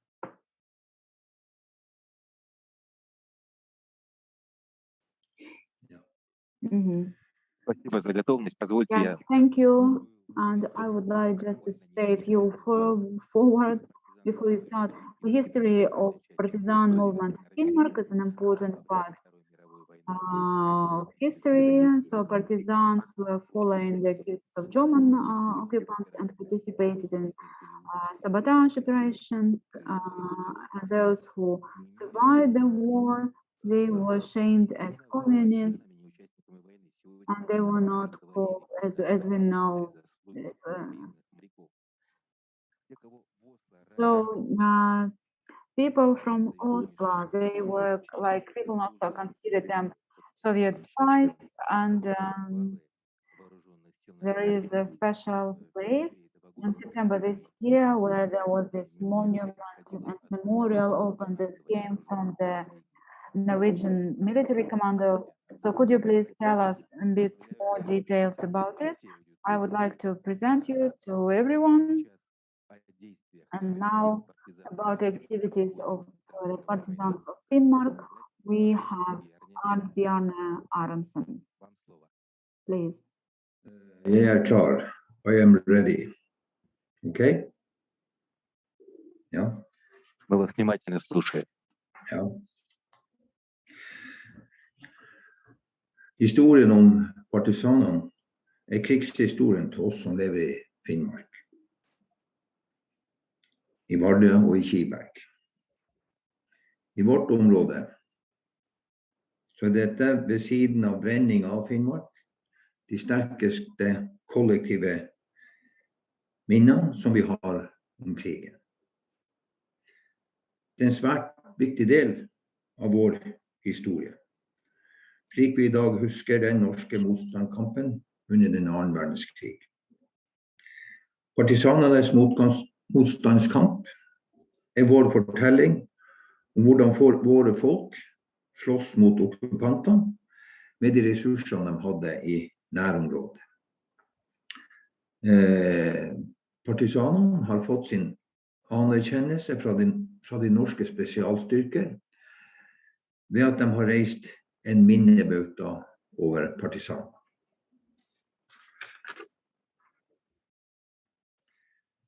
Stort sett alle deler av det norske samfunnet ble berørt av den tyske okkupasjonen mellom 1940 og 1945. Fra det politiske og administrative nivå til sivilbefolkningen sitt hverdagsliv. Likevel må Norge under krigen også ses på som en side av et europeisk, til og med et globalt fenomen. Sentralt for forståelsen av det nordlige perspektivet. Nord-Norge hadde en enorm tysk militær tilstedeværelse gjennom hele okkupasjonen. Og titusenvis av krigsfanger ble sendt til landsdelen for å bygge festninger, veier og jernbaner. Flere av de europeiske stormaktene hadde sterke strategiske interesser i nord. Og i 1942 så kalte Hitler Nord-Norge for krigens skjebneområde. Norge under annen verdenskrig fascinerer fremdeles, og ny forskning har nye historier å fortelle.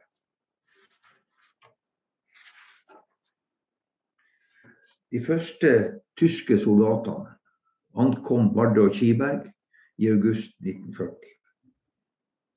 Få ante hva fascistene hadde planer om etter at Narvik-fronten falt den 8. juni 1940. Strømmen av soldater fortsatte utover høsten, og det ble bygget festningsverk og forlegninger for en stor hær.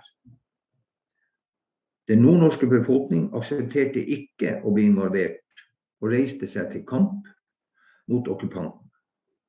Ved avduking av partisanbautaen i Kiberg i 1948 sa Richard Bodin i sin tale at de modige menn var villige til å ofre alt, sitt eget liv om det var krevd, i kampen for et fritt og selvstendig Norge.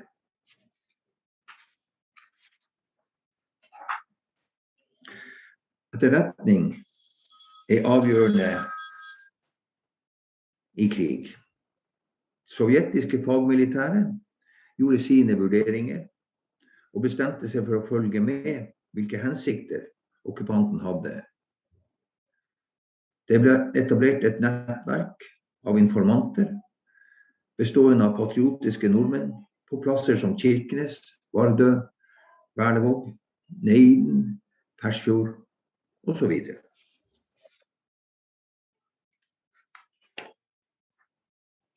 For 75 år siden startet historien om de arktiske konvoiene til Sovjetunionen. Den første konvoien til Sovjetunionen fikk kodenavnet Dervish. Den kalles også for PQ-0.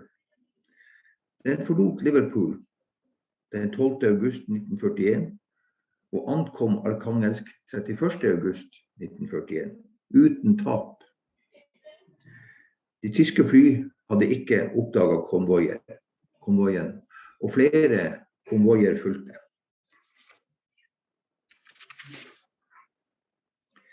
I januar og februar i 1942 begynte fascistene å bygge opp kapabiliteter som var egnet til å true konvoifarten ved oppbygging av ubåtbase i Kirkenes, overføring av krigsmarine bestående av slagskipene Tirpitz og Sjanost med flere til norske havner i Finnmark. I 1943 ble det satt i gang en storstilt utbygging av flyplasser på Finnmarkskysten, særlig i Vardø og Berlevåg, hvor det ble stasjonert langtrekkende bombefly. Disse begivenheter ble rapportert videre av partisanene som en trussel mot konvoifarten. Det har formodninger mot seg at partisanene ikke formidlet sine observasjoner videre til sine oppdragsgivere. Det var mitt bidrag. Takk for oppmerksomheten.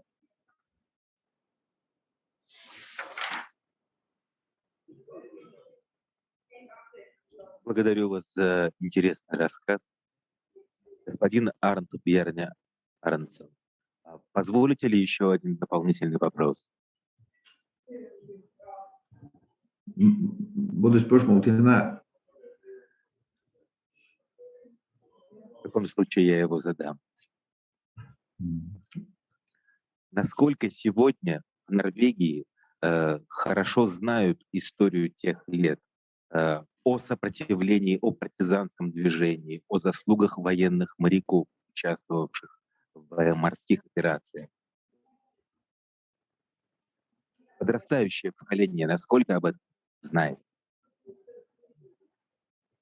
На ваш взгляд? Только русский.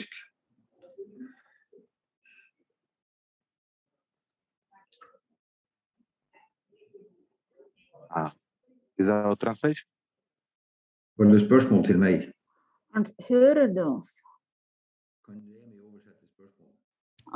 Om den nye generasjonen, om de kjenner til historien av samarbeid. Så, hvis du hører meg, kan du si noe sånt. Jeg er litt usikker om du har det. Spørsmålet var om historien og krigsseilerne er godt kjent i Norge i dag. Historien til partisanene og krigsseilerne er godt kjent i Norge i dag, og historien om krigsseilerne har vært veldig godt kjent hele tiden. Historien om partisanene har ikke vært veldig godt kjent hele tiden, men Den blir nå bedre og bedre kjent. Det flere og flere som kjenner til historien i våre dager enn tidligere.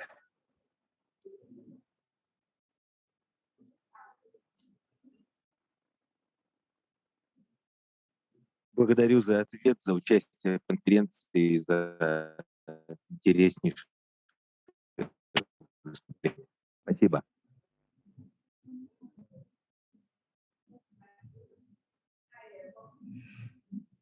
Я не знаю, подключился ли сейчас, готов ли выйти на связь. We don't know whether Yuri Voloshenko is with us today. Let's give him the floor.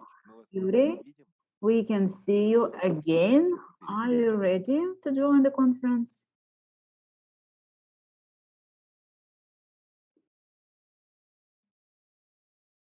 Не слышу. We cannot hear you. What's wrong? Okay, I would like to give the floor to another expert, General Director of Norwegian Pomor Academy, Remi Strand.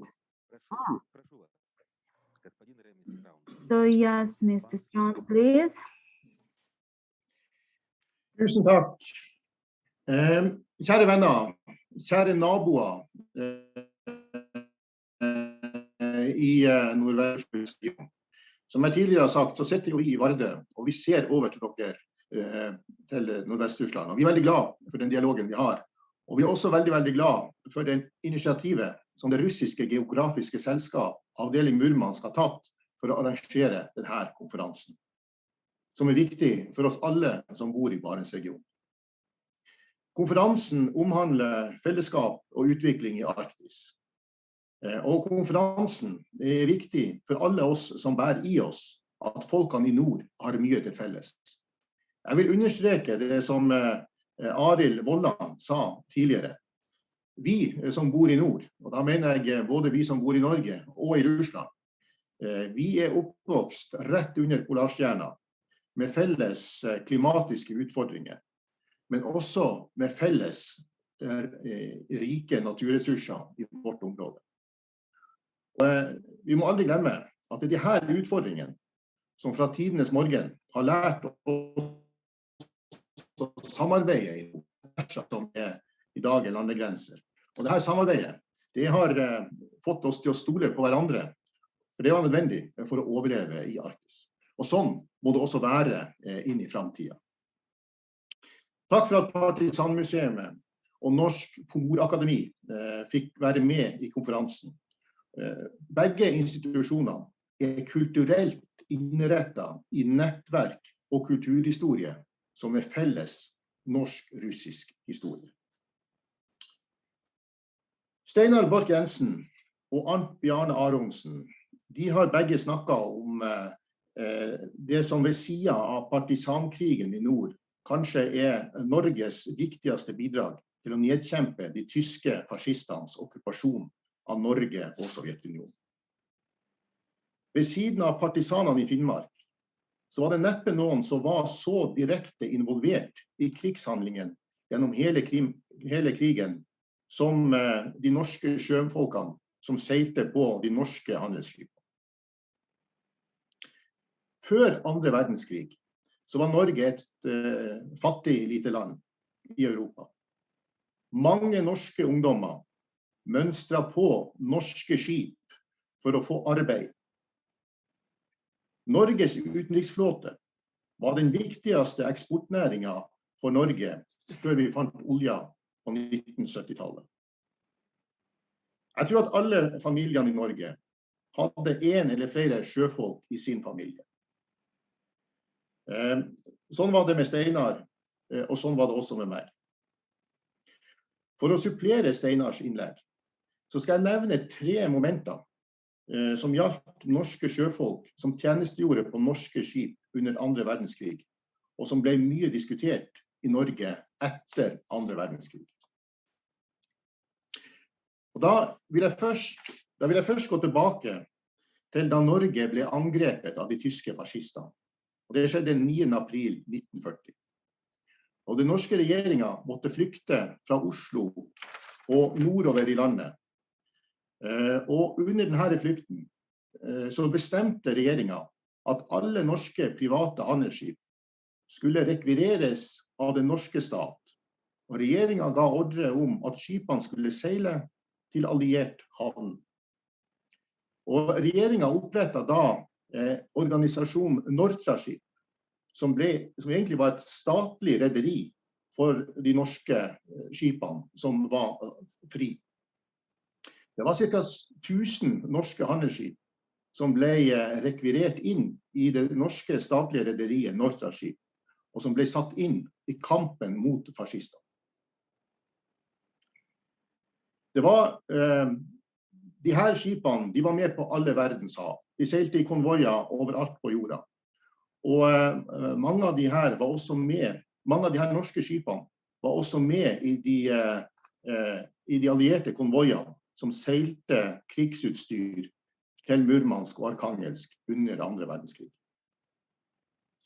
Den 12. april 1940 bestemte regjeringen, den norske regjeringen altså, som fortsatt ikke hadde forlatt Norge, at alle norske sjøfolk hadde arbeidsplikt på norske fartøy inntil videre. Det betyr at sjøfolkene kunne ikke mønstre av skipet, de kunne ikke flykte fra krigen, selv om seilasene ble svært farlige som følge av angrep fra tyske fly og ubåter. De norske sjøfolkene var nødt til å seile så lenge de var friske, og de fikk bare kort landlov den tida skipene ble klargjort for neste reise. Eller i den korte perioden de måtte være på sykehus etter tyske angrep. I etterkrigstida hadde vi i Norge mange traumatiske krigsseilere, som ikke ble tatt godt nok vare på. Og kanskje ble også de norske krigsseilerne litt glemt, sånn som også partisanene i Finnmark ble det i veldig mange år. Heldigvis så har det rettet seg litt. Vi hørte Steinar Borch-Jensen fortelle om sin onkel, som overlevde hele 3 torpederinger. Det er klart det sliter på, og det er en helt umenneskelig erfaring å få med seg.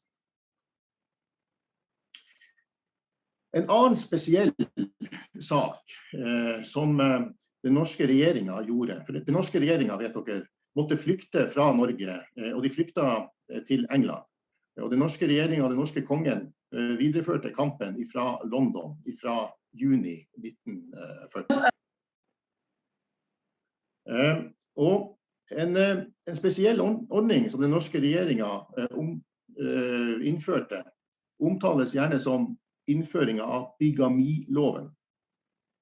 Den norske regjeringen som hadde flyttet til London vedtok altså 15. april 1942 at nordmenn i utlandet, for eksempel norske sjøfolk, kunne få skilsmisse fra sin ektefelle i Norge, uten at ektefeller i Norge fikk vite om skilsmissen.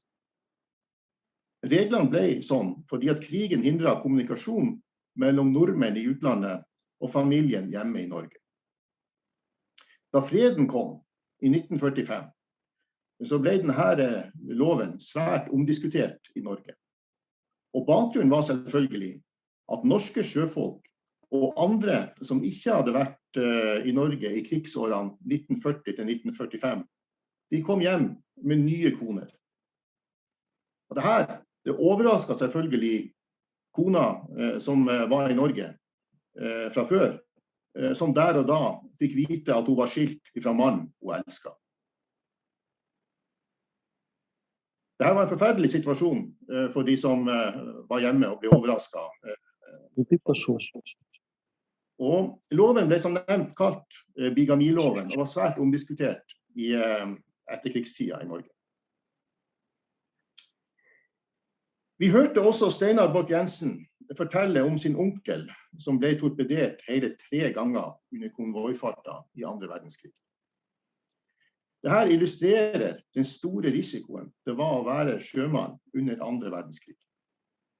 Sjøfolkene hadde, som vi har sett, ikke noe valg, fordi de hadde arbeidsplikt på norske skip under hele krigen. Det forelå en avtale mellom Nortraship, som altså var det norske statsrederiet som hadde rekvirert alle norske skip, og som ble styrt fra London. Det forelå en avtale mellom Nortraship og de norske sjømannsorganisasjonene, altså de norske fagforeningene, som ivaretar sjømennene, om at norske sjøfolk skulle få krigsrisikotillegg når de seilte i krigssoner. Dette krigsrisikotillegget kunne være på opp til 300% i tillegg til den ordinære hyra eller lønna ombord i skipet. Dette var for å kompensere for dødsrisiko og annen skaderisiko for sjøfolk. Engelske sjømenn hadde ikke den samme gode ordningen. Derfor så oppstod det under krigen en stor misnøye internt mellom våre allierte om denne forskjellsbehandlingen av sjømenn, som jo alle sammen tok den samme store krigsrisikoen ved å seile i allierte konvoier, selv om de var engelskmenn eller nordmenn. Så det ble lagt et stort press på den norske regjeringen om man måtte slutte å betale sånn krigsrisikotillegg til norske sjøfolk. Det ble et kompromiss som førte til at, og Steinar var litt inne på det her, som førte til at det her krigsrisikotillegget, det ble satt på et hemmelig fond. De norske sjøfolkene som risikerte livet, fikk ikke de her pengene ut. De ble satt på et nasjonalt fond, og det var liksom bestemt da at det her fondet skulle brukes til beste for sjøfolk etter krigen. På den måten så fikk man roa denne misnøyen mellom blant annet de britiske sjøfolkene og de norske sjøfolkene. Og da krigen var slutt i 1945, så ble det en stor diskusjon i det norske samfunn mellom norske sjøfolk og Norges regjering om hvordan de her pengene skulle benyttes. Sjøfolkene som hadde risikert livet og kanskje ødelagt helsa si på å seile, og de hadde arbeidsplikt, jeg minner om det, de var nødt til å seile. De hadde ødelagt helsa si på å seile og kanskje blitt torpedert. De ville ha pengene ut, for det var de som hadde tjent de her pengene på livsfarlig arbeid. Mens den norske regjeringen på sin side, hadde behov for å bruke de her valutaene, altså de her utenlandske pengene, til oppbyggingen av Norge etter krig. Denne diskusjonen mellom norske sjøfolk, som var en stor gruppe, stor og veldig betydningsfull gruppe i det norske samfunn. Denne diskusjonen mellom sjøfolkene og den norske regjeringen, den pågikk i hvert fall 30 år etter krigen. Og først på 1970-tallet, da mange av krigsseilerne var døde, så snudde endelig det norske storting, altså vårt parlament, og bevilget penger over 3 statsbudsjett som ble utbetalt til sjøfolkene eller deres gjenlevende familie. Mange av sjøfolkene var da døde og fikk ikke sin rett. Og den utbetalingen som var, den var nok så symbolsk i forhold til verdien av det arbeidet de hadde gjennomført. Så man kan si at ved siden av, dette ble en veldig symbolsak. Pengene var i grunnen ikke det viktigste etter hvert, men det viktige var å få anerkjennelse for den innsatsen man hadde gjort i krigen for sjøfolkene. Fordi at sjøfolkene, sammen med partisanene, kanskje de gruppene som tilhører den norske krigshistorien, som vi i ettertid har grunn til å beklage i Norge. Nettopp fordi at de har ikke fått den oppmerksomheten de fortjener ut ifra den risikoen de tok, og de mange som falt i det her arbeidet de gjorde. Arnt Bjarne snakket om partisanenes betydning for konvoiene med våpen og annet krigsmateriell til Murmansk og Arkhangelsk. Han snakket også om partisanenes betydning for å senke tyske skip på vei til Kirkenes med tysk krigsutstyr til bruk på Litsafronten. Vi har en norsk kilde som sier at 85 tyske skip ble senket mellom Nordkynn og Kirkenes som følge av rapporter fra partisanene i Finnmark.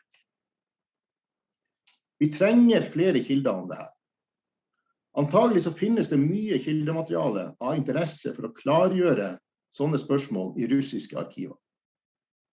Jeg, Steinar Borch-Jensen og Arnt Bjarne Aronsen, Vi driver Partisanmuseet i Kiberg. Og Partisanmuseet trenger bistand fra russisk side til å få tilgang på russisk kildemateriale som kan belyse partisanenes innsats i forhold til å oppdage og bekjempe tyske konvoier. Dette siste vi på Partisanmuseet svært interessert i å diskutere videre med våre russiske venner fremover. Jeg tror jeg vil si takk for oppmerksomheten nå, og en spesiell takk til Sergej Goncharov og andre hyggelige mennesker hos dere, som gjør det mulig for oss her, blant annet i Vardø, å ha løpende kontakt med Murmansk til alle døgnets tider.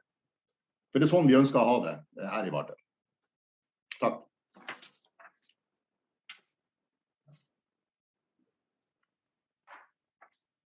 Господин Рейместранд, благодарю вас за интереснейшее выступление, за раскрытую позицию. Позвольте один уточняющий вопрос. Кого с российской стороны вы бы видели в качестве партнеров в первую очередь для выполнения вот той благой миссии, которую вы обозначили?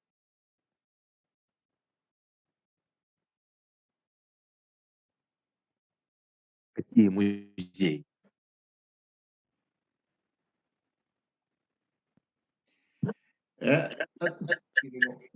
Какие структуры? Jeg tror at dette vil vi gjerne diskutere med russisk side.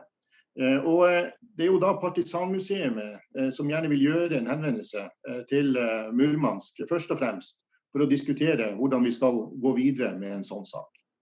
Og så tenker jeg at vi nødt til å få litt råd fra dere på russisk side, hvem vi skal kontakte fremover. Men initiativet kommer fra Partisanmuseet, og det kommer fordi at Partisanmuseet opptatt av å formidle felles norsk-russisk partisanhistorie, som felles norsk-russisk historie. Partisanene var jo i prinsippet sovjetiske soldater. De norske partisanene var jo i prinsippet sovjetiske soldater. Så dette en del av vår virkelighet og vår felles historie, som vi ønsker å ta vare på og formidle videre.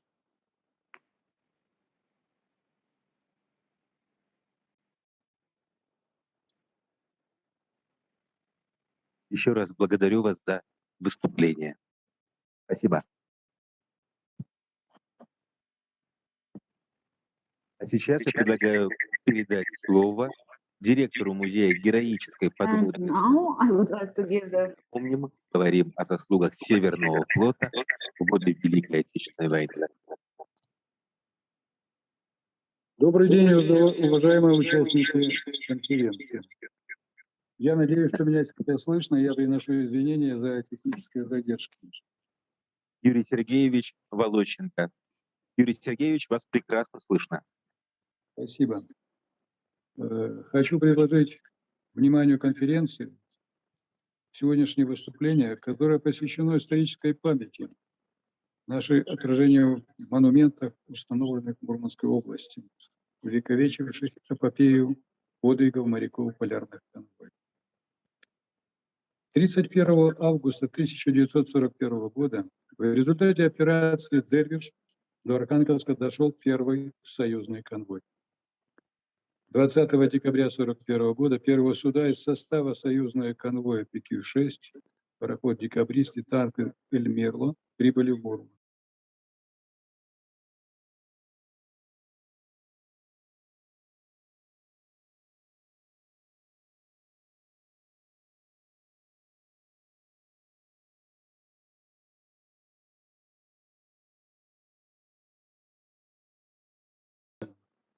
Боевых действий после Великой Отечественной войны на территории бывшего Советского Союза, а ныне Российской Федерации, установлены мемориальные памятники, закладные доски. Вот ведь если говорить памятник или мемориал, это является визуальным олицетворением признательности, мужества и героизма защитной. Но в данном случае тех, которые помогали Советскому Союзу, Соединенных Штатов Америки, Великобритании, а также представители Канады, Ирландии. И в августе 1991 года, к 50-летию первого союзного полярного конвоя, в Мурманске была установлена стела в честь памяти тех, кто отдал свои жизни в борьбе за свободу в ходе арктической кампании во время Второй мировой войны. Дело в том, что инициатором кампании установки мемориала были из Великобритании. И как бы создавая впечатление, что у жителей бывшего Советского Союза открылась возможность соприкоснуться с подлинной историей, которую от них как бы скрывали. 90-е годы стали тем временем активных международных контактов. Ветераны полярных конвоев получили возможность посетить памятные места. В северные порты Новой России стали часто приходить корабли иностранных военно-морских сил. История союзных конвоев в Арктике в годы Второй мировой войны стала востребована, привлекла внимание не только военных историков. Но если смотреть, то между тем союзные конвои для мурманчан никогда не были ни одной из закрытых тем, которые, как принято называть, были белыми пятнами истории. В память о совместной борьбе стран антигитлеровской коалиции против фашизма в годы Второй мировой войны в Мурманске был установлен монумент в виде ладони, держащей земной шар. Символика памятника, необычная для военных мемориалов, выразила идею совместных усилий в борьбе за мир. Кажется необычным, что данный памятник был установлен еще в 1970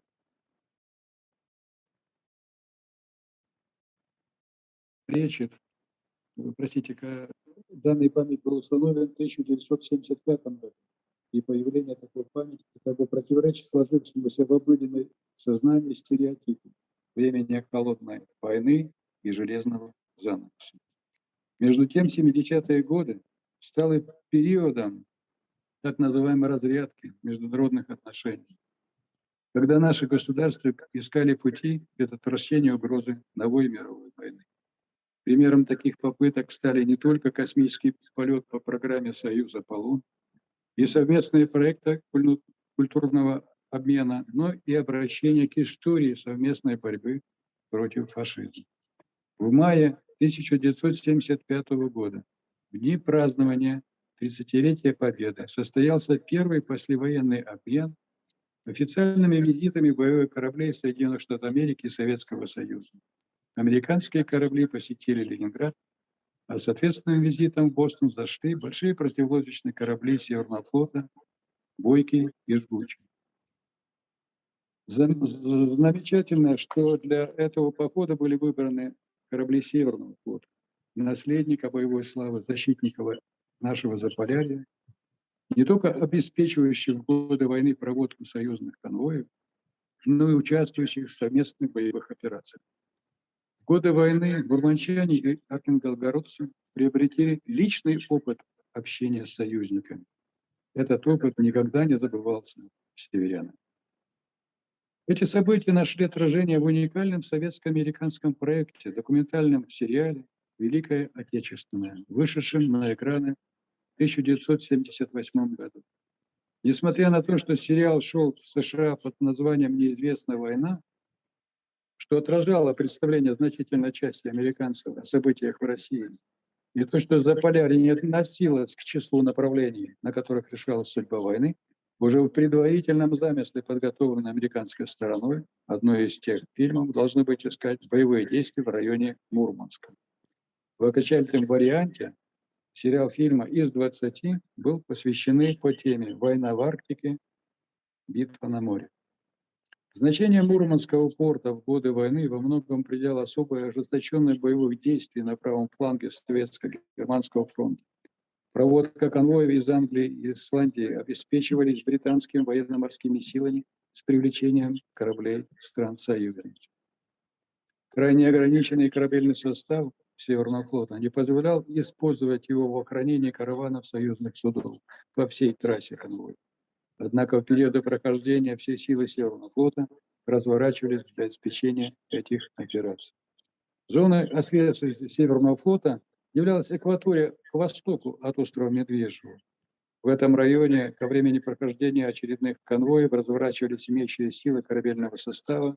Позицию у берегов Северной Норвегии занимали подводные лодки. Авиационное прикрытие осуществляли силы военно-воздушных сил Северного флота, усиливавшие на весь период переданными в оперативное подчинение флотскому командованию авиачастями сухопутной и дальней авиации. На основании можно считать мемориалы, увековечившие подвиги североморцев, связанные с эпопеей союзных конвоев. И главное из них можно считать установленный в 1983 году в Североморске памятник героям, североморцам, защитникам Заполярья в годы Великой Отечественной войны. В гарнизонах Северного флота установлены памятники, нередко связанные даже с воинскими захоронениями, посвященные экипажам эскадры надводных кораблей и охраны водного района, непосредственно принимавших участие в конвоировании транспорта. На охранение союзных судов обеспечивали также подводники, авиаторы, военнослужащие технических служб. Среди монументов, посвященных авиаторам Североморском, особо можно выделить несколько памятников прославному летчику, дважды Герою Советского Союза Борису Феоктистовичу Сафонову, погибшему 30 мая 1942 года при защите союзного конвоя ИК-16. Особо уникальным памятником является установлена на вечную стоянку подводная лодка К-21 в городе Североморск. Знаете, это один из 6 крейсеров, которая к концу Великой Отечественной войны осталась живой. И вот таким роковым стечением обстоятельств 5 крейсерских подводных лодок не просто погибли в море, а пропали без вести. И координаты гибели на сегодняшний день неизвестны. Экипаж каждого крейсера составляет почти 65-67 человек. Подводная лодка К-21 выполнила 12 боевых походов, и ей засчитано 17 боевых побед. 23 октября 1942 года за 6 боевых побед награждена орденом Боевого Красного Знамени. В целом бригада подводных лодок Северного флота совершила 424 боевых похода за годы Великой Отечественной войны. Уничтожили, повредило более 200 кораблей и транспортов противника. В сложнейших условиях наши подводники выставили более 800 мин, на которых также были уничтожены и транспорты фашистские, и боевые корабли. Из 48 лодок в составе бригады подводных лодок Северного флота не вернулось из боевых походов 23. 11 пропали без вести. Погибла страшная цифра – 1124 подводника. 7 подводников удостоены звания Героя Советского Союза. Я их перечислю, с вашего позволения. Иван Исаакович Кошкин, первый Герой Советского Союза в военно-морском флоте и на Северном флоте. 3 апреля 1942 года капитан 3-го ранга Николай Александрович Лунин, капитан-лейтенанты Израиль Ильич Висанович, Валентин Георгиевич Стариков, капитан 3-го ранга Григорий Иванович Щедрин, командир Сталинца 56-го, Иван Фомич Кучеренко, командир Сталинца 51-го, Магомед Иматудинович Гаджиев. Погиб в Христовом возрасте 12 мая 1942 года на подводной лодке К-23 в неравном бою, в надводном положении, выполняя артиллерийский бой с 2 сторожевыми фашистскими кораблями. Но при вызове авиации лодка была уничтожена. Погиб экипаж и представлен звание Героя Советского Союза Магомед Иматудинович Гаджиев, удостоен звания 23 октября 1942 года.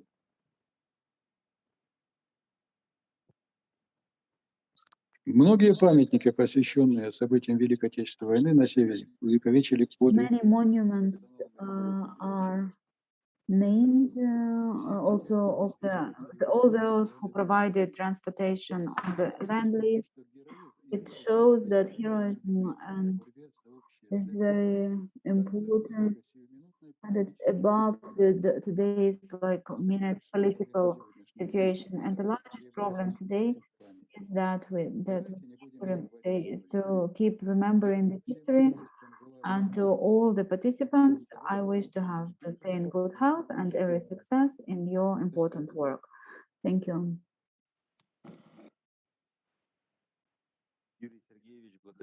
Yes, thank you so much, Yuri, for your presentation. So that was the presentation of the K-21 submarine, Yuri Voloshenko. So, dear conference participants, now it's time to sum up and close the conference. So, who wants to say something? We can give you the floor.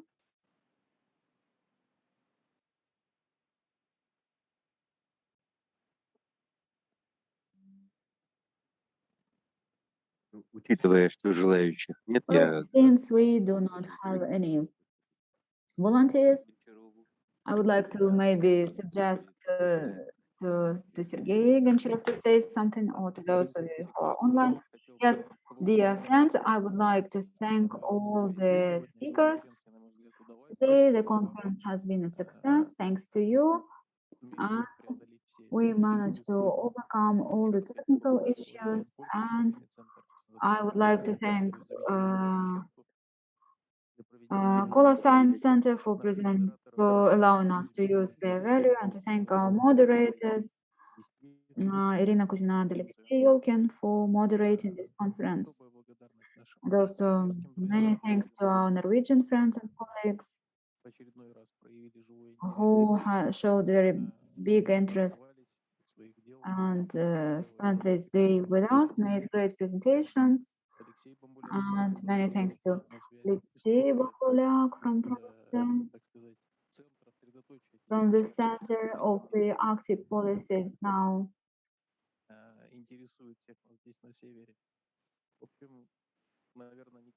So I think, yes, many thanks. And I hope that we will continue arranging this conference, and the format of the conference is quite set. It gets a lot of attention, like this complex discussion of all the issues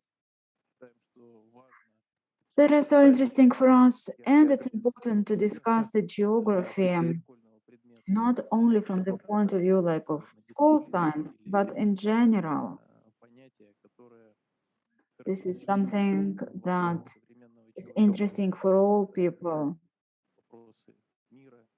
like peace and security and history and environment and everything. And it's very important to discuss.